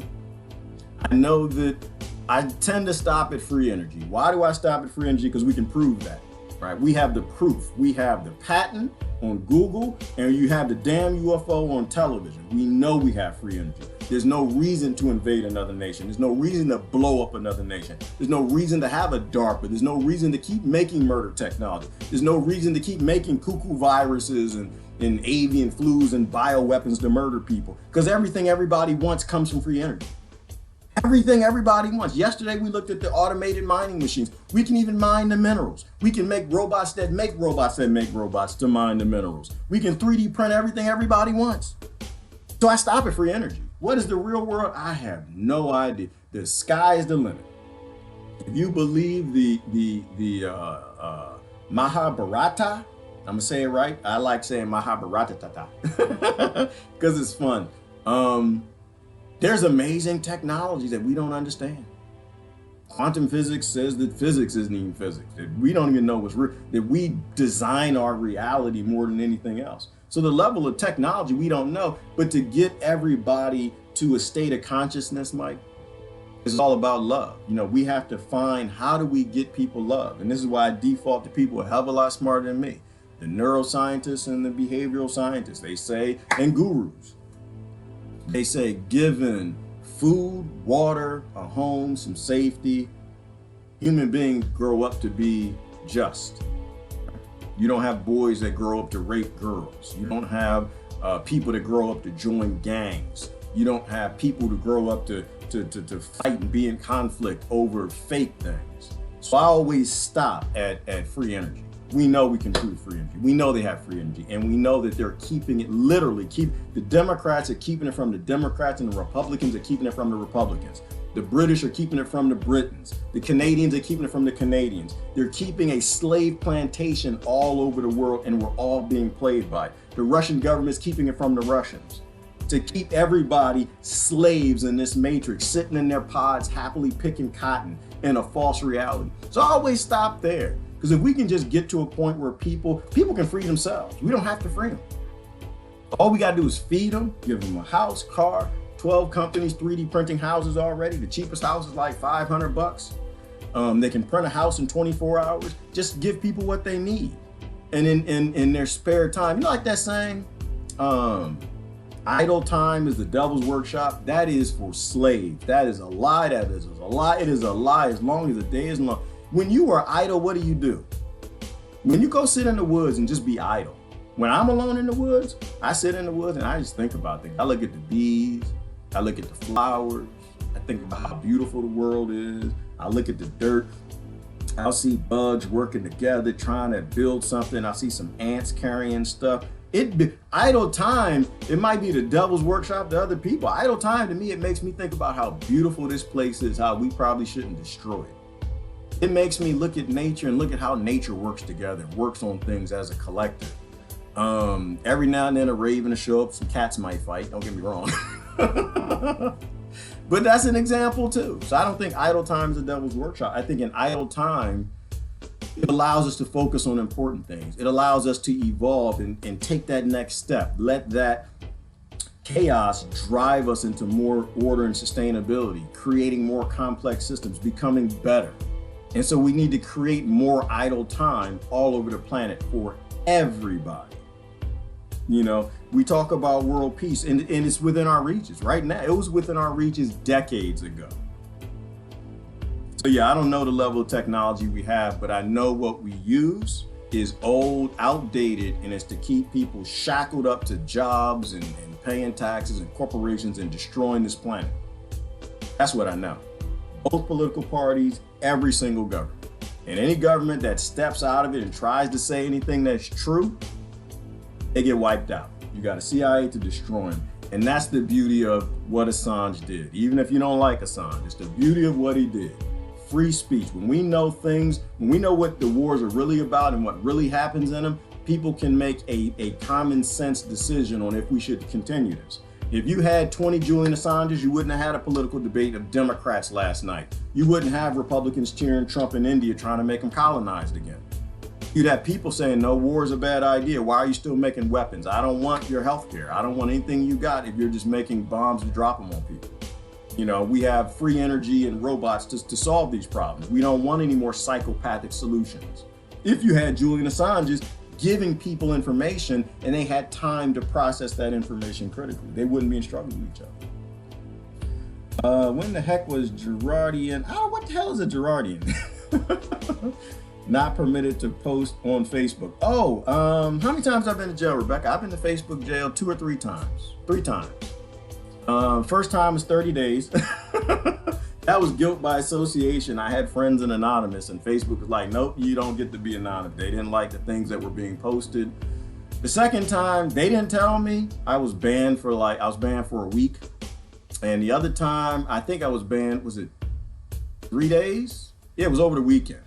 And I know what that one was about. That was over Memorial Day, because I was talking about the soldiers. I come from a military family, and they don't like people talking about the military, freedom military. They don't like people talking. I was basically saying, because it was Memorial Day, I think, right? We were talking about USS Liberty, right? We were talking about 22 soldiers a day. And I'm a chill, because if I start saying it, then I'll get banned again. They don't like the idea of our defensive military being used for defense, right? That's how crazy it is. Yeah, Brother Jack, that's how crazy it is.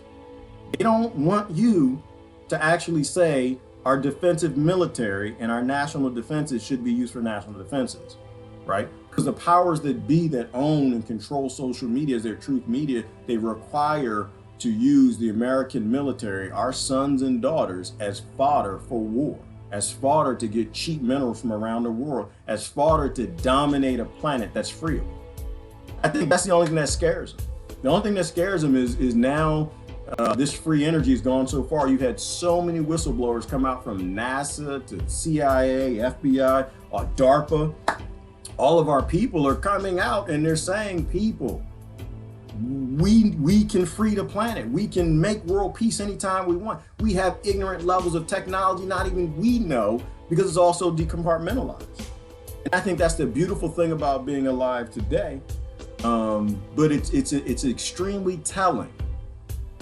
It's extremely telling that just saying, hey, love everybody, take care of everybody, stop the wars, be decent people, don't be in conflict, will get you banned on social media. That's why everybody has to do it. Everybody has to say it. Your friends need to see you getting banned. Your family needs to see it. The people who are still gaslit watching these debates last night, trying to figure out what they want to spend the blood money for. The people who still think Trump is fighting the deep state is actually fightable, right? They need to see you getting banned. Like, well, what the hell? Why are you getting banned just for standing up for women? Why are you getting banned standing up for children? What in the world really is going on? That's when I think people wake up. I think we can wait for a disaster to come, or we all can start saying the things that we were supposed to. That's why I posted that the other day. I didn't post the, I said, who's been banned on Facebook the most? Something like that. And it's not even about Facebook. It has nothing to do with Facebook. Mark Zuckerberg, to me, I think he's just a guy. He's just another guy that's kind of played into a situation and he's acting out, playing out his avatar. I have no issues with the man. I have no issues with Facebook. I have no issues with Google. We are the ones who consent to the model. The problem isn't them. The problem is us, right? We can drive it. So I've done my time in Facebook again. I'm sure I'll do it again because I'm not going to stop. I don't really have a choice. I'm not allowed to shut up. That's the biggest problem. God messed me up. This Yeshua Christ thing, these scriptures that all the atheists hate so much, the few and the agnostic, the few who are still in conflict with religious people, there are a lot of them who gave up on that nonsense. They realized there's a crow that's getting them to fight other people. Here's my problem. I'm not allowed to shut up. I can't. I'll show you why in a minute, and I'm only going to show you for a minute because I get emotional and I don't like to get emotional. I like to keep it light. This is why. This is why I have no choice. This is why I didn't watch the debates. This is why I don't give two damns what anybody said in the debate other than to make jokes about it. Because you're crazy. You're nuts. You're nuts if you are waiting to spend the money from starving people. You are nuts if you want to spend the money that Saudi Arabia sends you for weaponry to go starve millions of people to death. Little babies that starve to death till their bellies pop. And you're clapping and cheering for people who want the job to do that, to take the money to get a good retirement, the political parties that are up to it. And it's just not America, it's Britain, it's all the rest of them. And this is what gets me blocked and banned. You know, like one of these little girls in here, she's a little girl, and they say, oh, well, it's indecent exposure. You can't show that on social media. It had nothing to do with indecent exposure. It had to do with the fact that the people, the group in NATO that's a part of this determining what gets to show on social media are the ones behind it. They're getting paid for it. Yeah, I don't really have a choice. There's no choice when it comes to that. If you ain't been banned on Facebook, you are not helpful in this world in any way. You need to go get banned. You need to follow the people being banned. You need to figure out what these people are talking about. That's why I said that. Because the one thing you're not allowed to say is what everybody needs to say. The one person you're not allowed to save from going to prison, Julian Assange, that's the one person you need to be saving. Not because he's a hero, but he did something heroic for you. Fool, don't get me on my glory speech. He did it for you. He did it for your kids. The fact that you would turn on him is insanity to me. Whatever you think his intentions are. You know, he fought for free speech. I'm leaving kids here, man. I ain't got time for this. Let's start the apocalypse or let's do something right. But damn it, either way, I ain't staying the course. All right, anyway, I'm done. Quote the raven nevermore. Where art thou? Good morning, Christine, Rebecca, Tony. Tony, what's going on, brother? As they laugh at us. Oh, they laugh, Tony, to the raven. That's what they laugh at us because we stupid, right? They're stupid. Tony, I laugh at us. It's not just them. I laugh at us all the time. That's why I be like 98% monkeys. That's what we do. We fight over bananas and we do stupid things. Yes, Kaepernick was a hero, Jack. He is a hero to anybody who is an American patriot. He is a hero to anybody who's a human patriot. He was a person who stood up and said, y'all need to stop standing up to this because you don't actually own this country, right? He stood up for Lavoie Finicum, right? He stood up against the police state. If you really think about it and use a little critical thought and stop letting television tell you what to think and do, you realize he stood up for you, fool. You don't get to own your land. You pay taxes. You ain't free. Everything you fought King George for, they done 100 times over. Hell yeah, Kaepernick was a hero. And that's why nobody stayed with the boycott. No, they didn't stay. They probably gave away NFL tickets. They probably gave away discount tickets. They made sure they got the right teams playing in the Super Bowl. And that wasn't that his team that played in the last Super Bowl that I didn't watch. I ain't got to. I'm not interested. He tried to free people. He did more in act of a constitutionalist than anybody who's claimed to be a patriot I was upset with. And that was a lot of my friends. Good people, but just like the left, they're gullible. And they believe the television, and they believe what banks and kings and lords and people who enslaved them took away this nation after they took away from somebody else. But that's a whole other discussion. We can share it with everybody. We don't need to keep bringing up old stuff. You know, I have heritage to the Cherokee, the Irish, Africa, all over, and there's no reason to go there, right? We're all played into being Benedict Arnolds, and it's happened since the beginning of time. We need to stop bringing up old stuff and just say, okay, well, we got this. What are we going to do? We got this, what are we gonna do? If people actually understood, I don't think Kaepernick understood the depth of his point. I think he saw something, he's a young man, saw something that made no damn sense to him, and he stood up. And it's for you old constitutionalists and people who believe in the Bill of Rights and the Republic. We're supposed to say, you know what? I know I'm on the right and I'm not supposed to like that left guy, but that left guy got something to say. He ain't right, he ain't wrong completely. You know, you're supposed to talk about your side then. You talk about Ruby Ridge. You talk about, you know, your freedoms. You talk about them coming for your guns, but it's all the same thing. It's all the same thing. Police brutality. We have a police state. They don't respect the Constitution at all. You have Democrats and Republicans on both. They don't give two damns about your republic or the Constitution. So absolutely, Brother Jack, absolutely. And then take it deeper, because you know what, Jack? I used to look at it too from the police perspective. Like, yeah, you know what? The police are foul. And I did my homework. And I said, nope, the police are doing exactly what they were paid to do. They're doing exactly what this legislature to do. And then you go deeper, the people that you're clapping for on this damn debate last night were the people who made the police state. So then out of one tongue, they're saying Black Lives Matter. And out the other tongue, they're rolling out the police state and building more prisons than anybody else. Hello? Is this thing on?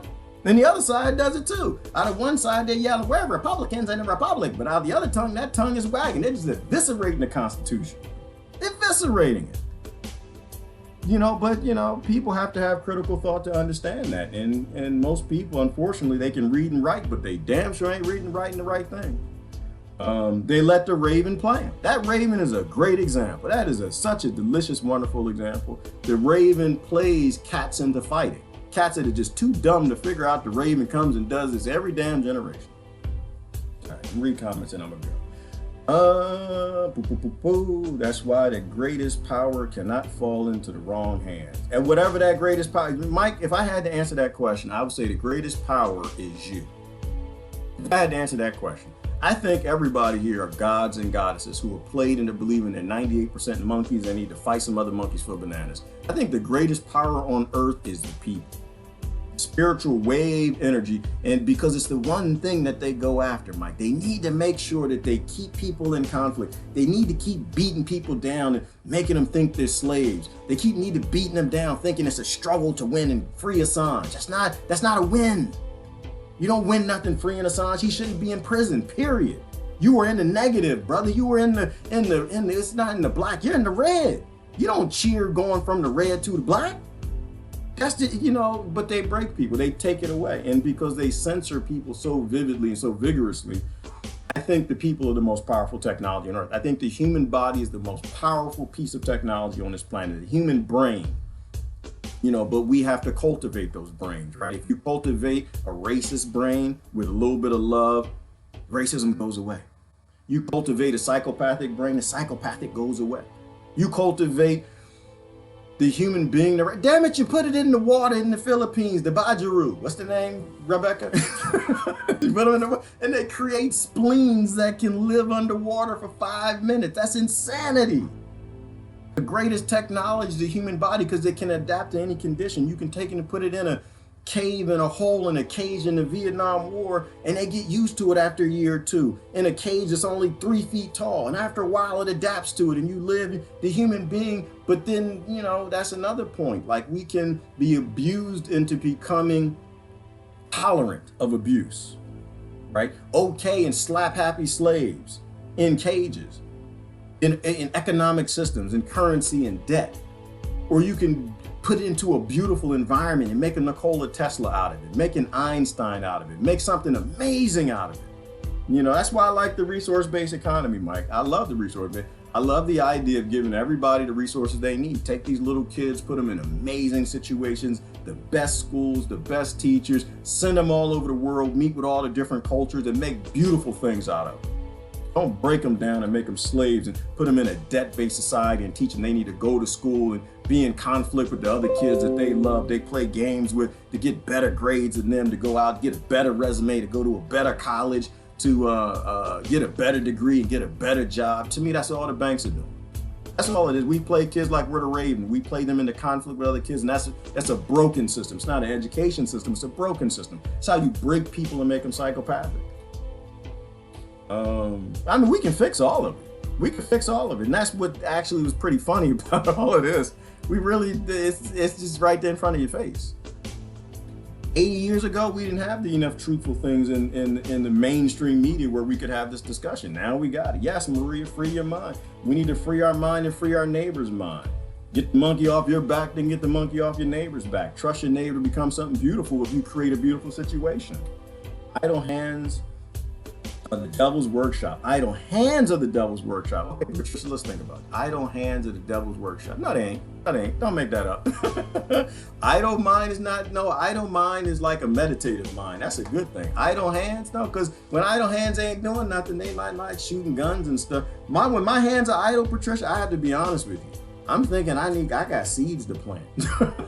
I'm messing in the soil. You know, look at kids in their hands. When the kids got idle hands, they get some blocks and rocks and start building things. I think that we are inherently beautiful creatures. And we become beautiful things unless we're locked into a prison planet, you know, economic currency type model, right? No, I don't think anything idle is bad. I think idle is when people think, right? When you're stressed, you can't think. You can't create anything beautiful. When you're given time and peace, you think about time and peace. That's what I kind of think. I don't think idle hands of the devil's workshop. I think that's a lie. I think they make all that stuff up to convince us that we're evil. Like that scripture that says the hearts of men are evil. I think the king wrote that. I don't think God had anything, nothing. Because if the hearts of men were evil, then you go to a daycare, you see the kids acting like Democrats and Republicans. You go to a daycare, the kids are playing, they get that cocoa virus in their mouth, rub boogers on you and have fun playing, got to pick up sticks, having fun, yelling and singing. Like, you ever watch like these little kids? They just walk around, they making up songs. I had a son, my son, he made up songs on the toilet. He was sitting on the toilet singing, I'm not afraid, I'm not afraid, I'm not, because he was afraid to go in the bathroom. He was afraid to be by himself. I had an ant problem in the house, y'all. Okay, it was ants. He didn't like the ants, he was scared of the ants. So he go sit in the bathroom and he was singing. I got it on film. I videoed that. No, kids are beautiful things. I got that mess on film. At his wedding, I'm going to play it too. He go right in the bathroom. Anyway, on the toilet, singing, I ain't afraid. We need to stop being afraid. When people are afraid, that's how you make them psychopaths. And that's what the whole boot camp is in turning on the warrior genes. You know? Let me see. Girardian Inquisition. I don't know what that is, Bo. I don't know what it is. There's no Girardian anything. Gerard don't know a damn thing. He doesn't know a damn thing. He got a lot of questions. That's all he got. This is a human being thing. Everybody's equal. Equality. There's no war when everybody's equal. There's no struggle when everybody's equal. There's no rape. There's no pillaging, no destruction, no looting. There's no reason. You can't. When everybody's equal and everybody got the same thing, not socialism. No, don't get me wrong. I'm not saying socialism and communism. No, because I don't believe in giving the kings everything and then us giving us the bones. No, I don't believe none of that. I believe equality. When everybody is equal and everything is equal, nobody tells you what to do, great things happen. You know, I keep Bo around. I like a lot of these people. Like, y'all understand, when we get into these discussions, it's because we give a damn about each other. That's why people question me and why I question them. That's the only way we get. And you notice we don't get emotional. We don't get upset like that. Damn, Bo-Fi. Crystal doesn't believe in the signs, what I'm saying about the signs. We don't get emotional. These are grown-ups, people. These are grown-up people. That's why I roll with these people. We're like, oh, we disagree on that. All right, we'll go out, make a meme, laugh, joke, have some fun, because that's what grown-ups do. If you're a child, then you're still locked in your emotions. How the raven got the cats. The raven knew it could get in them cat emotions, pull out that psychopathic DNA, make you want to murder and rip people apart. And that's what the cats do. They responded. Don't be reactionary. Don't be reactionary. Be an adult. Know that you love these people and these people love you. When the Democrats is grown up enough and they're talking to the Republicans, beautiful things are going to happen. When the Republicans is grown up enough and they can talk to the Democrats, beautiful things happen. We used to post all that stuff that really outraged people. I don't really post that stuff anymore because now is the time to talk. Now is the time to grow the hell up. And I finally accept that these emotional people, there's something really behind these emotions, like the whole Benedict Arnold thing. There's something that drives them to act so childishly and emotional, but there's a system that's grinding them to make them that way. You see what I'm saying? It's a damn pyramid. The damn pyramid, 80,000, 8,000 feet, 80,000 feet, it don't matter. It's a pyramid under the water. These people had massive technology and they all died. Technology is useless if you don't know how to apply it. If you aren't making beautiful people, there are no good and bad people. There's only environment and people. You put people in bad environments, they're gonna oscillate in the bad. You put them in a good environment, they oscillate in the good. Our struggle is against the environment. That's why I say it's not about Assange, it's about the environment that's gonna get created if all the world's journalists know that any minute they say something bad that the bankers don't like, the CIA is gonna pick them up and throw them in a hole.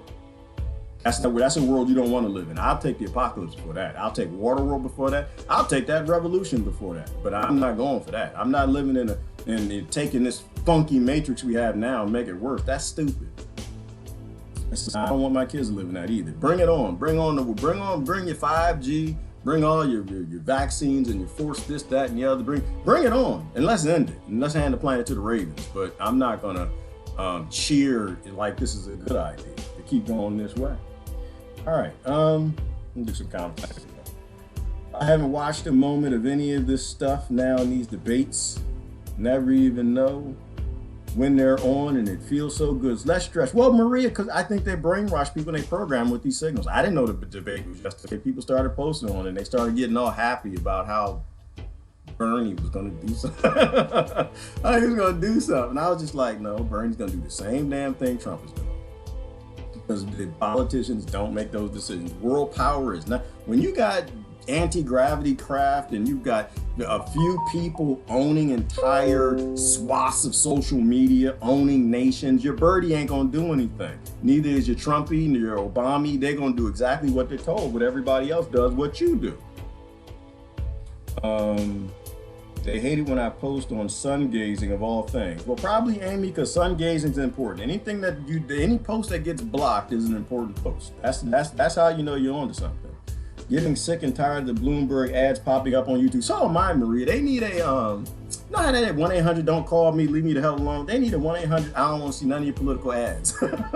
I'm so sick of seeing political. I don't want to see none of them. 1-800 I don't believe in lies. And 1-800 you can keep your cold to yourself. 1-800 that's the fantasy world. It's not even a real world. 1-800 free energy is a real thing, and we don't need to be in conflict, robbing Peter to pay Paul any damn more. 1-800 I'm not a sociopath and narcissist anymore. I don't really care about your politics. 1-800 I'm not a slave anymore. I don't need your master. Absolutely, we need that. I'm so sick of it. And plus it's racist anyway, Maria. It's all racist. Because they keep showing me Birdie. I don't really say anything about Trump. They don't show me many Trump ads because they do that scan. Male, age, race, where they grew up. This is the ad we need to show them. You know, it's all racist anyway. It's all metadata.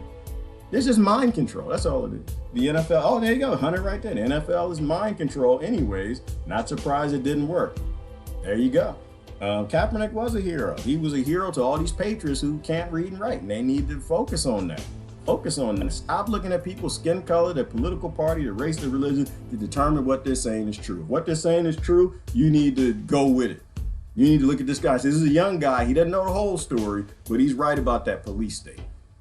Now I'm gonna take this and I'm gonna compound on it, right? That's how you get your country back. You want your republic back? That's how you do it. You get those people on your side who are mad at the police and you explain to them why the police are doing what they're doing. That the Bill of Rights was taken, that the Republic was broken apart in 1871 in the Act of 1871. And then Kaepernick with that bushy, oh really? I didn't know that. You for real? That's why the police doing that? And then now Kaepernick, who has a big voice with the other people, now he's talking about 1871. Now he's talking about restore the Republic. You see how now you get to keep your guns. Now good things happen. You know, but we got to grow up. That's all I'm saying. We got to grow up. Stop letting the TV tell you what to believe. Police brutality, yes, Jack, that's a thing because they literally wrote the laws, both political parties, for brutalizing the population. That's exactly why the police are brutal. People like to be free. People do not want to be slaves. They know their rights. They went to civics class. They're trying to do their rights. The cops are just trying to make some money. They're trying to put bacon on the table, and you got legislative ravens right behind the scenes, just writing legislation, giving your rights away on Wall Street and handing it to the police. And this is what the police have to do. And the police will tell you, all you got to do is talk to them.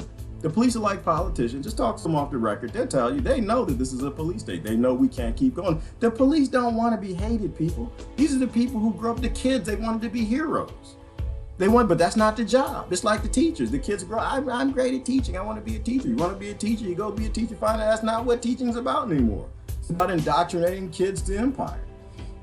Anyway, I repeatedly hashtag Israel and CIA, and they won't ban me. The only thing I notice is I think my posts are using the hashtag vaccines get shadow banned. Well, they're getting better too, Patricia. That's the other part, is people are going to Facebook jail less because they're getting better at shadow banning. See, the best way to censor someone the best way to censor people is to make them self-censor. That's number one. The best way is when you have a slave and you can get them to censor themselves. This is the way abusers treat women, right? When they marry them, they get them to not speak up for themselves. If you censor yourself because of the information they give you, or they make you feel like either the information they give you, or they make you feel like it's not going to change anything. Nobody's looking at your posts. Nobody likes your posts. Nobody shares your posts. Then you're going to self-censor. You're going to move on. And the other best way to do it is to shadow ban people and not know that you're being shadow banned, because that's how it feeds into that first one. You think that nobody cares. And so you move on, you forget about it. But you have to keep going. You have to keep going. People see your post, and sometimes you'll like a post and unlikes it. Sometimes, Patricia, I'll like a post and I'll unlike it. I'll share a post, it'll stay up there for the day, and it's gone tomorrow. Right? They're playing all of these mind games, and they limit the percentages. And I was a software engineer. I'm gonna tell you this is what they're doing. Where they only show your post to people who won't like it, or people who will kind of like it, to limit how much you like it. Otherwise, it tricks their algorithm, and it shows to everybody. Right?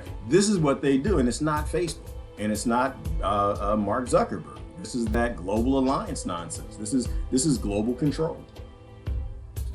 Silent weapons for quiet wars. Right? When people know they're being banned, then you know what you're supposed to talk about. When you don't know you're being banned, that works.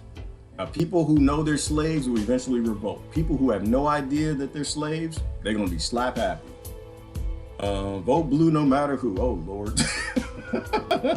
We'll guarantee you 4 more years of Trump. It's a guarantee, Ivana, but the DNC loves Trump. It's good cop, bad cop. All they do is play each other off each other and rip up the Bill of Rights, piss on the Constitution, and loot America. They're all working together with these corporations. Yes, they're vampires, Tony. Absolutely.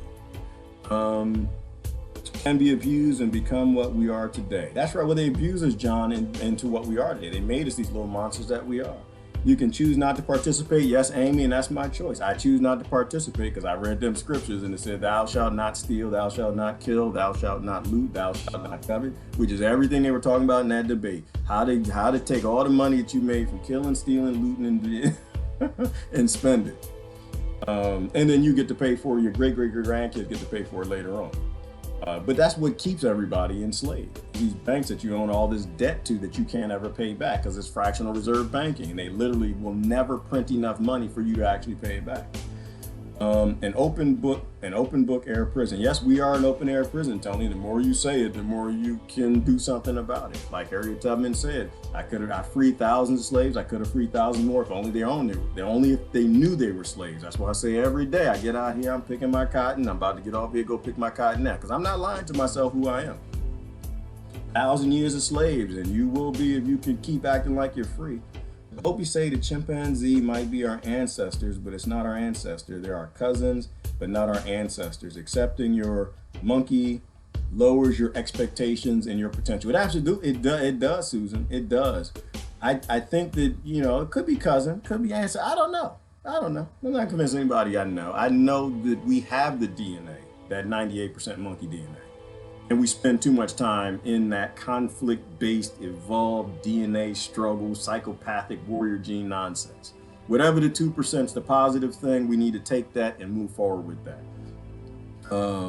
I kind of think that we are closely related to the chimp and the bonobo because they're the same as us, right? If you raise a child as an American, it becomes a chimpanzee. It rapes, kills, steals, and becomes apathetic, don't give 2 damns about anybody because you raise it to be in conflict.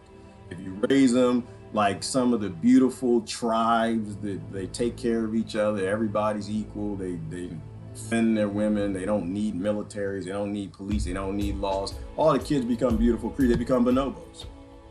When everybody has enough resources, they become bonobos. No bonobos in captivity or the wild have ever killed each other. So I think there's a relationship there. That's that beauty of what Mike was talking about with Mike earlier, is the human is a machine. It's a machine. It's like learning software. It's going to do what you train it to do. If you train it to be in conflict, it'll do that. If you train it to love, it'll do that.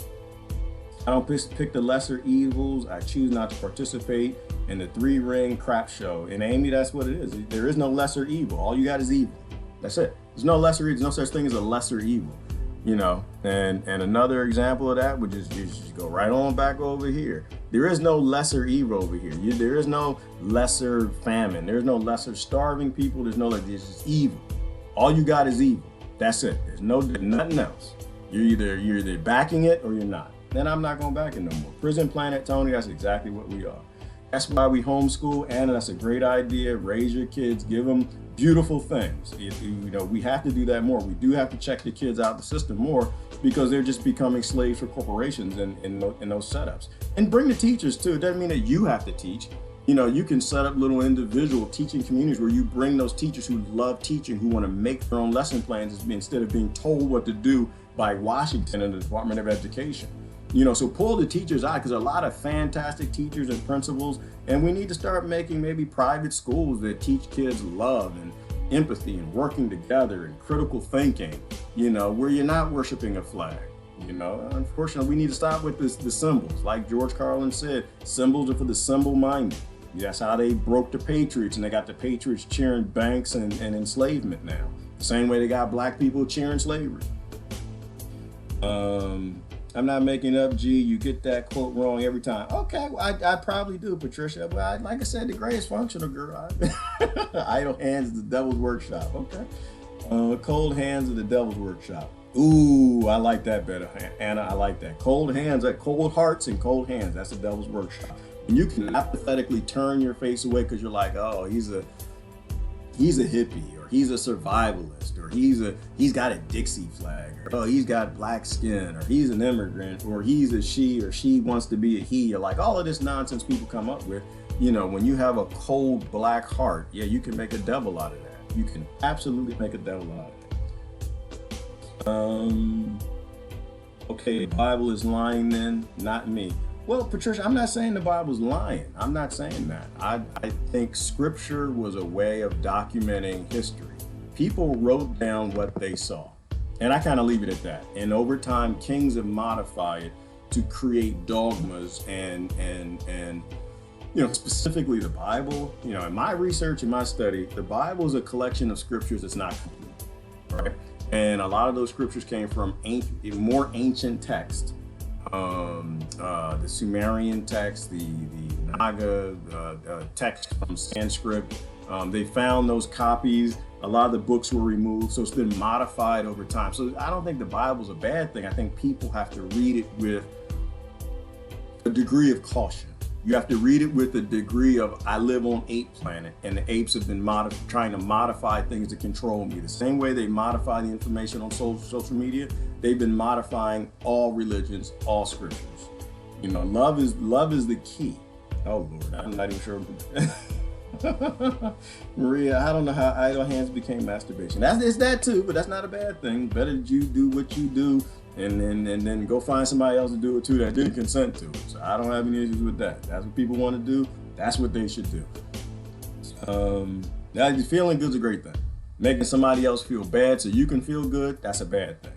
That's what these wars and invasions are about. The Democrats and Republicans, they just need to go on and masturbate and stop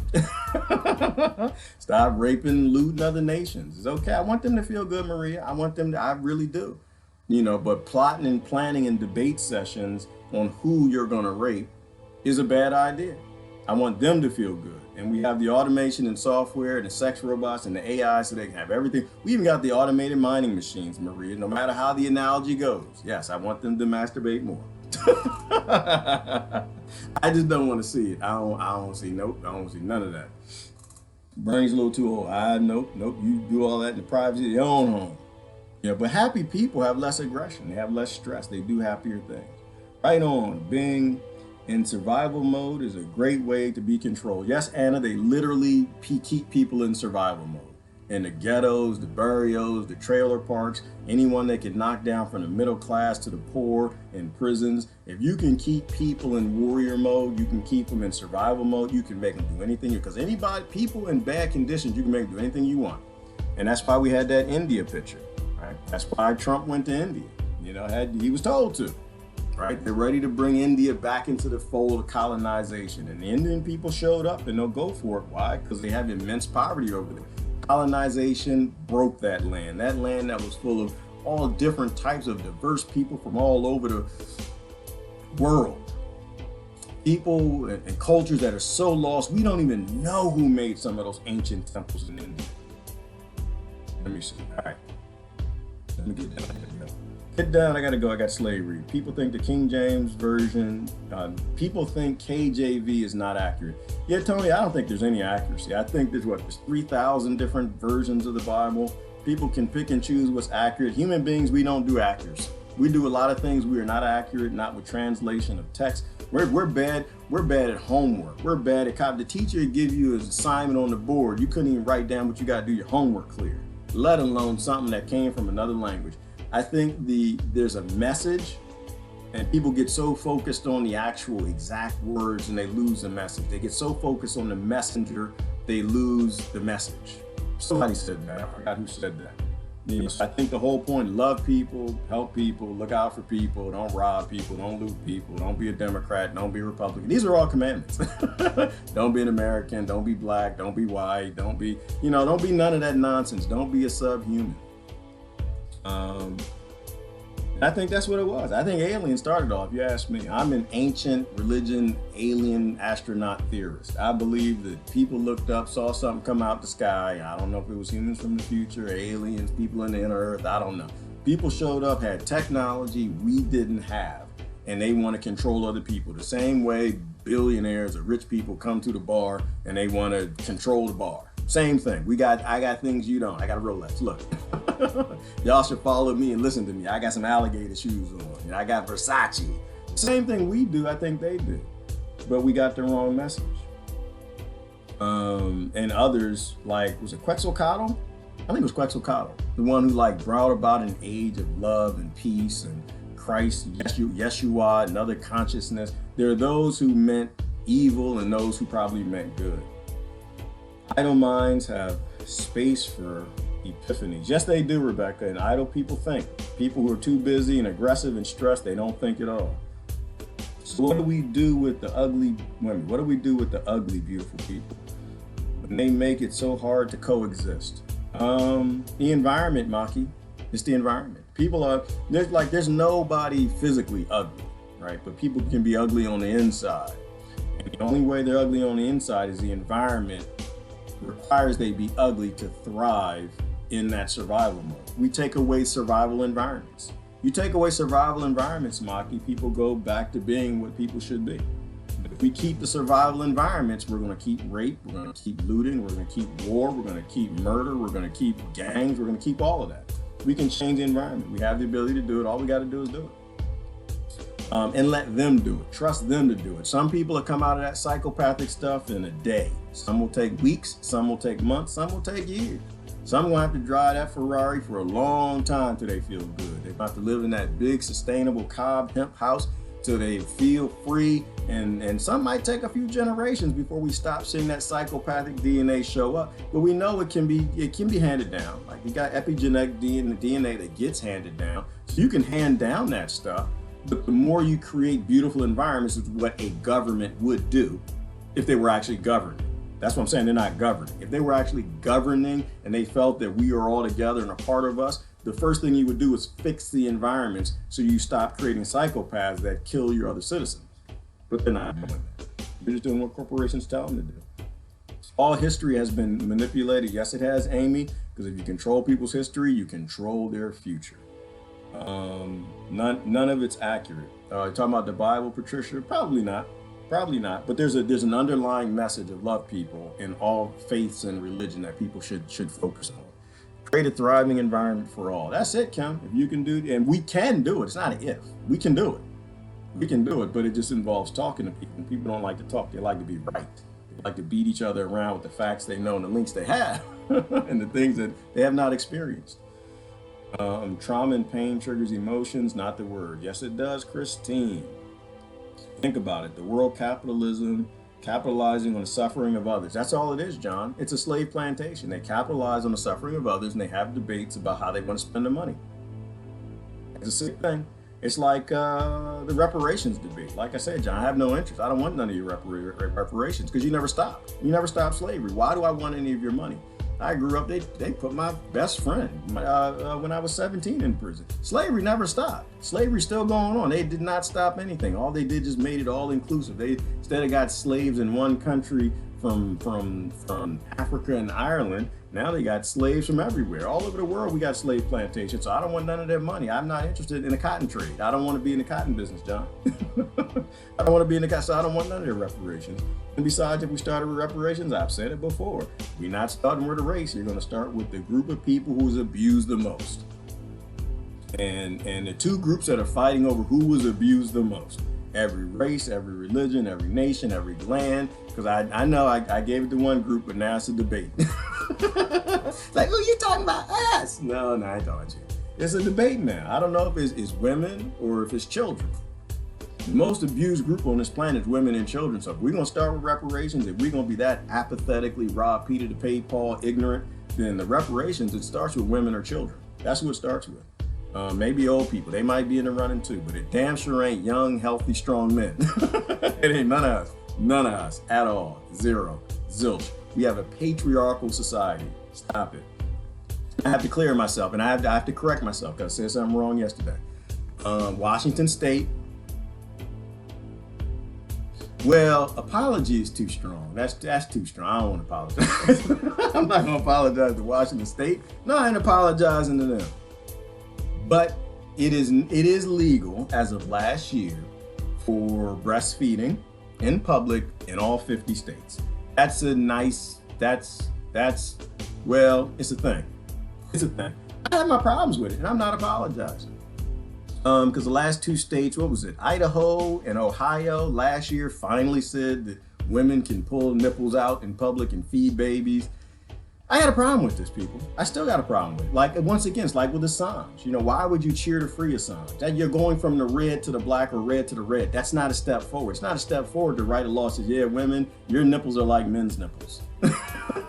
Think about how broken you have to be as a society if you have to write a law in all 50 states to tell people that women are equal to men. Think about that for a minute. That's why I ain't apologizing. I'm not apologizing. Because this very model is like implicitly based on the government is there to tell you what you can do. We have now given women nipple rights. As of last year, women, and everybody clapped. Yay, women, you have nipple rights. Yay. I ain't clapping for that. You can go to hell. You can go to hell. They had that right from birth. You took it. You took it. I ain't clapping for you. I'm not gonna clap for none of that. They had that at birth. They were equal to you at birth. The fact that you gotta write a law to tell the police or other people or whatever that, hey, that they have this right means that your system doesn't work, man. That means your model is jacked. But that's how I think about it. So no, you ain't getting no clap from me. You're not getting a clap from me from kind of sort of giving people right-ish last year. Last year was 2019. We knew women had rights the day we were born. All right, they're equal to men the day they were born. So you're not getting clap. That's where the reparations start. You need to reparate from all the days prior to that. That's where it'll start. But I don't think we have to do reparations selectively. I'm for reparations globally. I'm not for reparations for any one group. Everybody. Because we got enough for everybody. Why would we hold back from anybody? 1-800 moron population. Unfortunately, Tony, that's who we are. It's what we do. It's what we appreciate and cheer and love the most.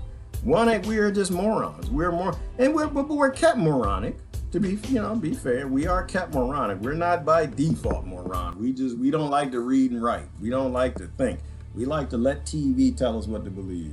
All energy should be free. Yes, John, all energy was free. All energy still is free. They literally keep the free energy from us. They keep the technology from us. They keep the food from us. They keep the energy from us. They keep the clean water from us. They literally keep stuff from us to keep us aggressive in conflict with one another. Energy has always been free until government, kings, and lords with the same damn thing showed up and said, you can't have none.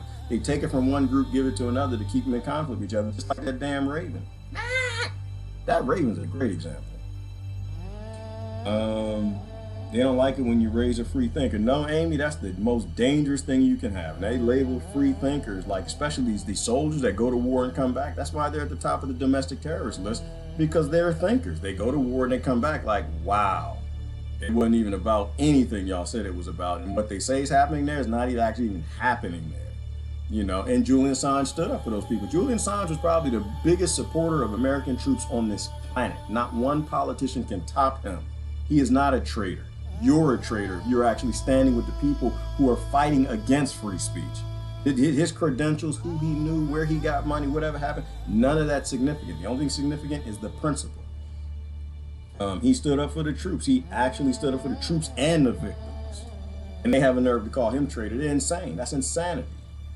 That's the one energy to be free, although J.P. Morgan destroyed the concept. Yep, Patty. Yep, because that's a society we have. We have a society. If you're actually trying to help things, you will die poor and busted. You don't clap for that system. You don't vote for that system. You don't vote for a system that modelizes oppression. They made a model out. They made a system that systemically keeps things from people that die and go to prison and turn the lives of violent crime forward. You don't clap for that. You don't vote for that. You end that.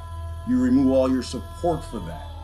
You ban that. You divest from that. You do all of those things, but you damn sure don't ever cheer for it. That's like people cheering for the slave plantation. Boggles my mind.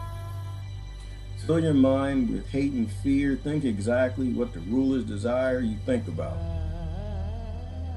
To think about. Good lads and good lassies. I think everybody's got that good in them, Rebecca. We just have to change the environments to bring it out. Brother Jay is in the house. Then it's being censored or not knowing you're being censored. Yep, that's what it's about. If you don't know you're being censored or you're censoring yourself, they got a functional system. I think it was archaic for them to actually ban people and put them in Facebook prison, because then you actually started to realize, wow, I'm saying something effective.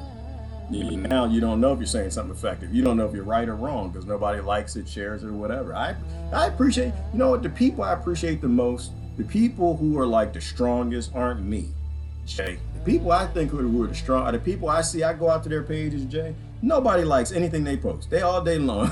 They're like chemtrails, vaccines, war, free to people, peace, love, you know, blah, blah, blah, blah, blah.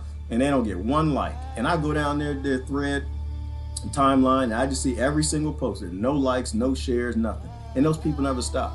That's what a thug is. That's what a beautiful person is. Somebody like me is easy. I got a lot of free thinking friends. I can post something and get 20 likes and it's no big deal for me. I can get 100 likes. I can get all kind of shares. You know, I'm getting that reward. The people who do the right thing and they get no reward for it, that's what a warrior is. That's what a soldier is. And this place is full of a lot of real human soldiers. Those are the beautiful people, Jack. People who have like, I got it easy. I somehow lucked up and found a lot of smart friends.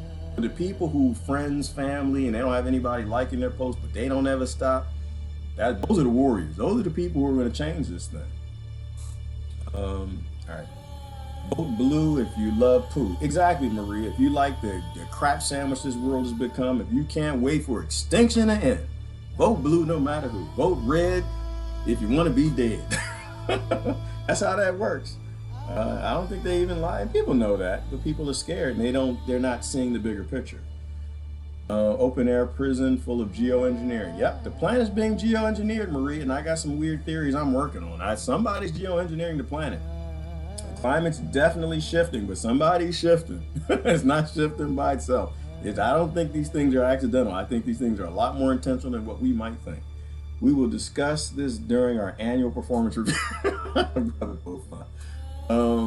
me see. Oh my gosh, I posted that Medicare for all wouldn't help us in a sustainable way, especially under the sick care system the other day, and so many people lost their mind. Yes, Kim, because they're trained to. Kim Jackson, that's another thug. She thug life out there. Thugs for humans.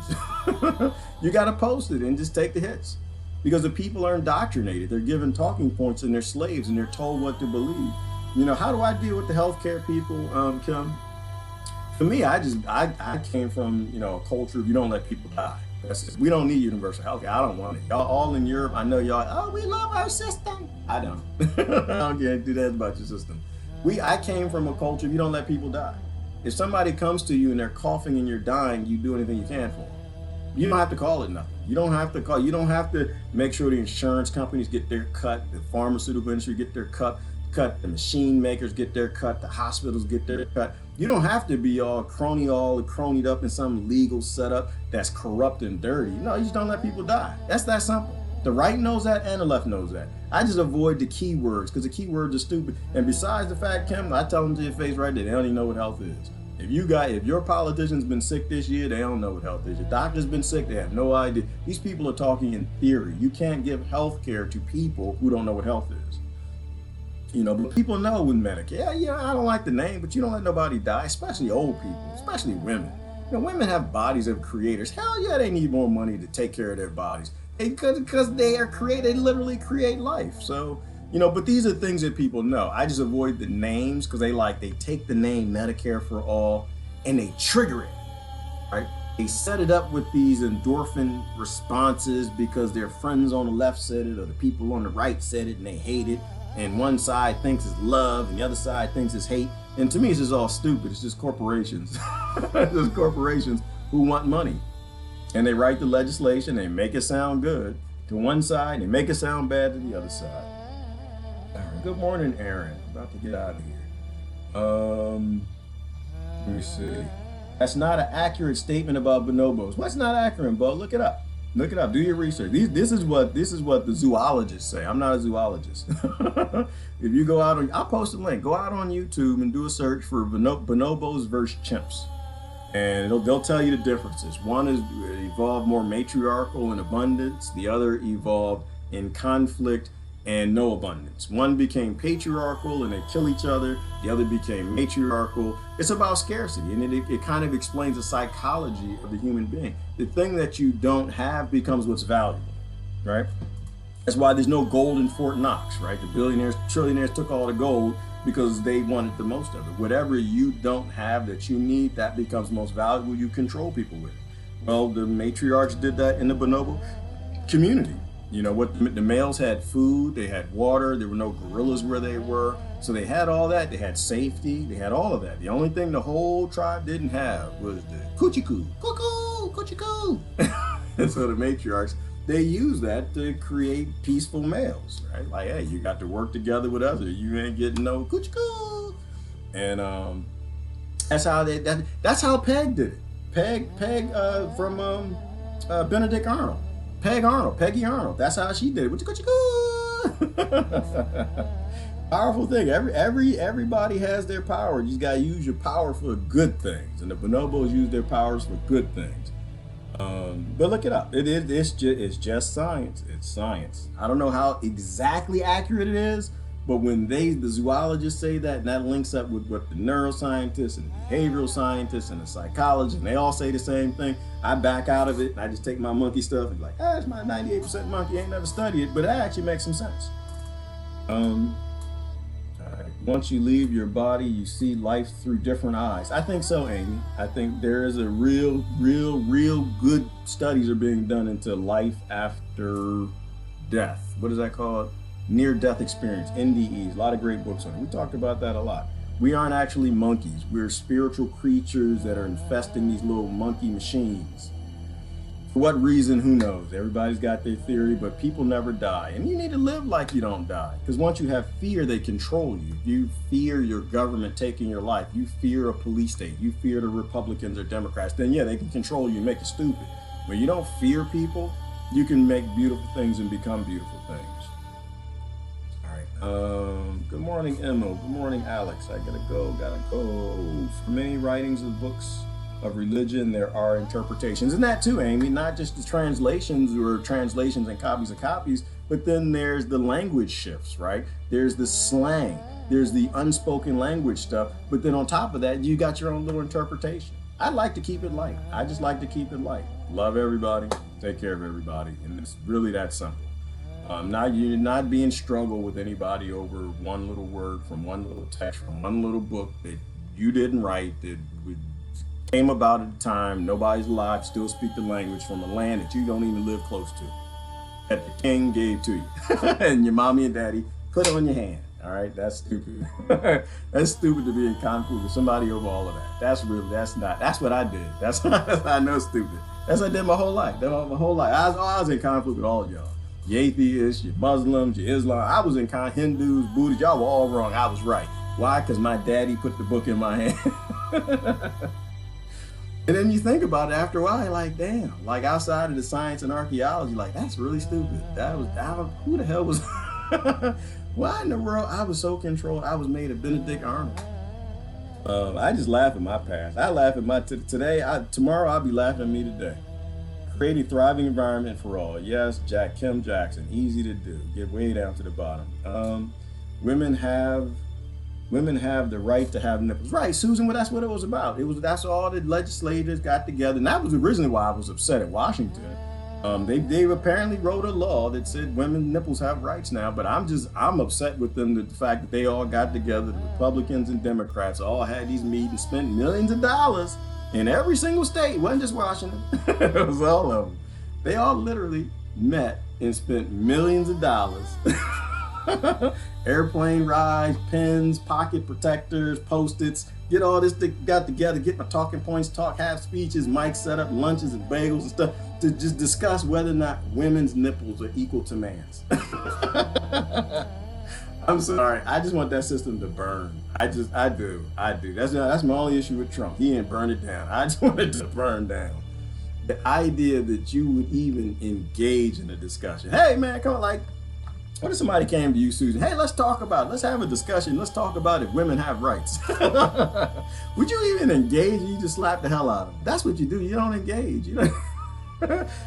Women have, oh, Lord have mercy. Useless. Just useless as a bag of bricks. All both parties. It had nothing to do with one party. It's both parties. That they would actually have meetings about whether or not women are equal. Like, that should offend the hell out of everybody. Everybody here should be offended as that, because you all got mamas.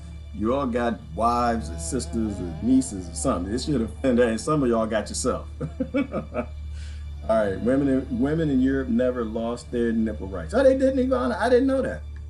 Are they shaving their armpits yet? They ever start that? That's the thing. They could do that if they want to. But I'm not telling them. Sometimes you got to have hair, and you could sense more. There was something about that when you said that. I was going to be keying in on something about the women in Europe and hair, armpit hair, and rights and nipples.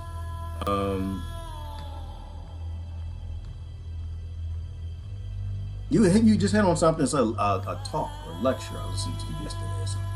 Just about the default of rights. Now I'm forgetting what it was, but it's the by default. You have these rights. These are natural, born on earth rights. Nobody has a right to touch you. Nobody has a right to tell you any damn thing. Those are the basic default. That's the basis of any system or government. If people want to continue on with this government thing, that's the very bare bone basics. Rights are not given to you by government. You don't need to take women from a status of a cow, which is what they were, status of a cow, and start lifting them up slowly over time. This is nonsense they play with Saudi Arabia. Well, we need to kind of go slow with this thing. Women slowly need to get rights. No, women do not slowly need to get rights. That is not a thing. Well, we need to get the culture used to it. No, you do not need to get Saudi Arabia used to nothing. You got women who are slaves and America's ally, best friend, homie, lover, friend. From all the women in government to the men in government, all got mamas and babies, little girls. You have little girls born in Saudi Arabia who have a life destined to be a slave. Because we're backing that stuff up. I got you on that thing.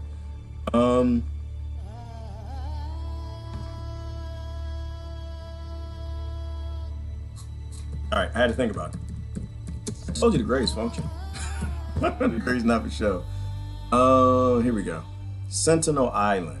This is what I was thinking of. You had mentioned that. So there's a reason why the people on Sentinel Island are free. Get rid of this, push this to the background. There's a reason why these people are free. People still going to the island. You know the story of the Sentinelese? You need to know the story. These people didn't play with you. These people, they had no interest in you giving them rights. They had no interest in the West. These people figured it out. The first time somebody went there on a boat, kidnapped 2 kids. Well, first of all, when they got there on the boat, the colonizers arrived. The Sentinelese said, listen, we don't want you here. We're going to hide in the woods. You just, you crash here, whatever you do, you get your stuff, go on and get the hell out of here. They didn't leave. And so I forgot his name, the guy, he kidnapped 2 kids and some old folks, took them back to Europe. Of course, gave them the colds and flus and viruses, because back then in Europe, they was poo-pooing in the house and throwing it out the window. So poo was all in the streets, urine everywhere, just disgusting. So they had all the viruses in the world. Kind of like cuckoo virus and y'all eating at your Walmart for your produce. Cultivating the viruses, so the 2 old people died, and they took the little kids back to the island. They realized it's sick and dirty and filthy, and let the kids go back to a free, clean place. And they had a meeting on Sentinel Island. They must have had a meeting, because they done made some decisions after that. They said, you know what, your world is filthy, you colonized is disgusting, we don't like what we saw, and you're kidnappers. You claim that you have the right over us, like the Democrats and Republicans claim they got the right over all their people, like the subjects and slaves, like America claims it's got the right over the whole world, like central bankers claim that they own America. We don't want to do this. We don't want to do this. Anytime y'all show up, we gonna murder you. And so since then, anybody who went to the island got murderized. The Christian guy showed up, he had his Bible, and Lord, Jesus gonna protect me. Jesus was like, no, that's those free people. You're not gonna do it. I ain't gonna protect you. Them people gonna murder you. And they murdered them. There's a prisoner got away, escaped, got to the island. As soon as he got to the island, they murderized him. Helicopters show up, they shoot arrows at the helicopters. These are people who are free. These are people you will never enslave, because they're willing to die for their freedom. They understand the value and the power of it. They don't want to have anything to do with your colonized world. When we get to be those people without the John Sean shooting arrows and stuff and cannonballs, we don't have to be those people. We just have to say no. The reason the Sentinelese were never colonized is because they didn't take the bullshizzle. They didn't go for it. We go for the bullshizzle every damn time. And that's why we're not free. That's why we're not free. When we're done and we walk away, and this is the whole point about the whole voting thing. It's just, I'm not going for the bullshizzle no. When you don't go for the bullshizzle, you'll be free. As long as you go for the bullshizzle, you can expect your children to be kidnapped, thrown in prisons, taken to Europe, given the cuckoo virus and everything else. You act like you're free, you'll be free. You're willing to stand up for your freedom, you'll have your freedom. But if you ain't willing to stand up for your freedom, when you see that damn helicopter talking point come over, if you don't want to take out your arrows and say, oh no, hell no, you got to be here. I like this one. This is my favorite picture. You got to get out on the beach in your birthday suit, damn it. Get out on the beach in the birthday. He got his dance. See the brother right here? The brother, he got his dance like, he got his dance right there. Colonizer, get the hell out of here. We're not playing. When you do that, when you're not willing to pay, like here's a good picture right here. They tried to trick him. This is the guy. We're gonna trick him with coconuts. We're gonna get him to. We're gonna bring gifts. This is the guy, and he showed up. What did he bring? He brought some coconut and pigs. The next time, and you know what they did with the coconut and pig? Because they realized he's a Benedict Arnold right here. He's in the water. He's selling out. He's about to sell everybody out on Sentinel Island. Guess what they did? In front of them, they buried the pig. They brought pigs and coconuts. They buried the damn pig right on the beach. We don't want none of it. None yet. We don't want none of it. None of it. People crashed on the island. I think there's a boat somewhere. There's a boat crashed on the island and the people needed rescue. They was like, oh no. We understand that y'all, because there's a boat. Where is it at? On Sentinel Island, there's a boat that crashed and you can see it off the island. And they needed help, and the Sentinelese like, no, you need help, but you don't need our help. You need Jesus. You need some help, but it needs to be miraculous. The people crashed on the boat. You know what they did? The Sentinelese, they went back there, got their bows and arrows and some rocks. No, we need to murderize y'all because y'all are sick people. You probably got things called vaccines and flu shots, and you get Walmart. Y'all got diseases. You stole 2 of us a long time ago, and you killed them. So we don't even want you, we don't want you living, because if you're living, the bacteria and the cuckoo virus and the avian flus and all the things that y'all cultivating up gonna get on us. So yeah, they even murderized them. They crashed on the boat. It was 100 people. They crashed on the boat and they killed them too. I can't find it. Is that the boat? There you go right there. There you go right there. Crash right on the coast. They don't do no rescue. Ain't no rescue here. You got it. You got a guy that need to rescue you, but you get on this coastline, we're gonna murder you. So they ran to one side of the island and they was like throwing rocks at the Sentinelese, kind of holding them back till rescue came. They got off the island. That's what you gotta be. Your body has to be an island. Your body, your nation, your land, you have to be unrapeable. You don't go for the rape. Don't go for it. You're not gonna violate me. Except for in one particular case. I gave this to a friend of mine, my recommendation. I tell every woman this. I tell every woman this, that I have time to spend it. You need to have a knife in your bed. 2 places if you live alone. Not if you got kids running around. Just think about that. But if you live alone, you ain't got no little kids running around, you need to have a knife in your bed and a knife in the sofa. Now, you listening? I'm giving you some advice here. I'm giving you some notes. I hope you're taking notes. Why? Because you live in a patriarchal society, and we don't like to raise little boys to grow up to not be little rapers. We got Democrats and Republicans that still want to starve them into abuse. You make sure you got yourself a knife on the sofa. You got a knife in the bed, like in the crack somewhere where you can't see it. You don't ever have to see it. Don't ever have to touch it. It's just there, nice and sharp too. Not the old, Get that new one. Get the Ginsu. Going out there in QVC, get you a nice one. And this is when you pretend that you're rapeable. Somebody beat down your door. Somebody break in. If this ever happens, hopefully you never need this. But if it ever happens, act like you're rapist. Oh, you know what? All right, listen. My husband's coming home tomorrow. He's on a business trip. My boyfriend coming by tomorrow. I don't want to get in trouble with him. He's abusive. He beats me up. He'll call the police. Listen, you just don't hurt me. Don't hurt me. I'll go. Just don't hurt me. And you walk that young psychopath over to that sofa. You walk that young psychopath over to that bed. And while he taking off what he got, you put your hand back there. You grab that knife and you show him what life is about. You got to educate people sometimes. And I'm not for violence. But I am all for force. There's a difference between violation violence and force. Sometimes you got to educate people that you ain't the one. Don't ever be that one. Don't be the one. And people stupid, usually they're stupid enough to go for it too.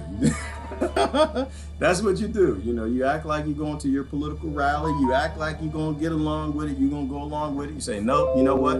I came here because I thought that you were going to talk about my rights on this political debate stage. I realized that you're not really talking about my rights, and I need to show you who I am.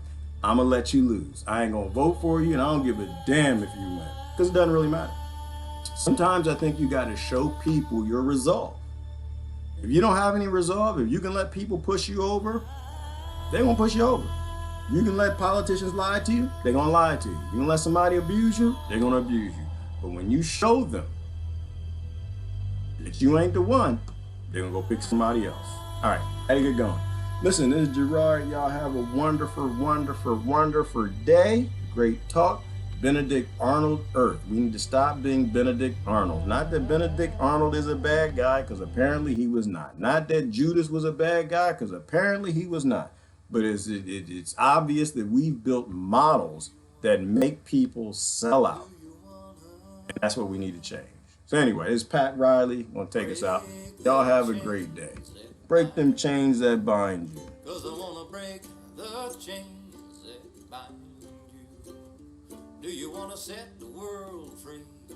Have perfect harmony? Isn't it time for that? Do you wanna free, boom, boom, boom, free the people? Do you wanna free, boom, boom, boom, free the people from the bottom to the top? Make modern slavery stop. Do you wanna let go of the prisoners? See everyone happy. We can have this and more if we open up the doors. Well, what do you think about that?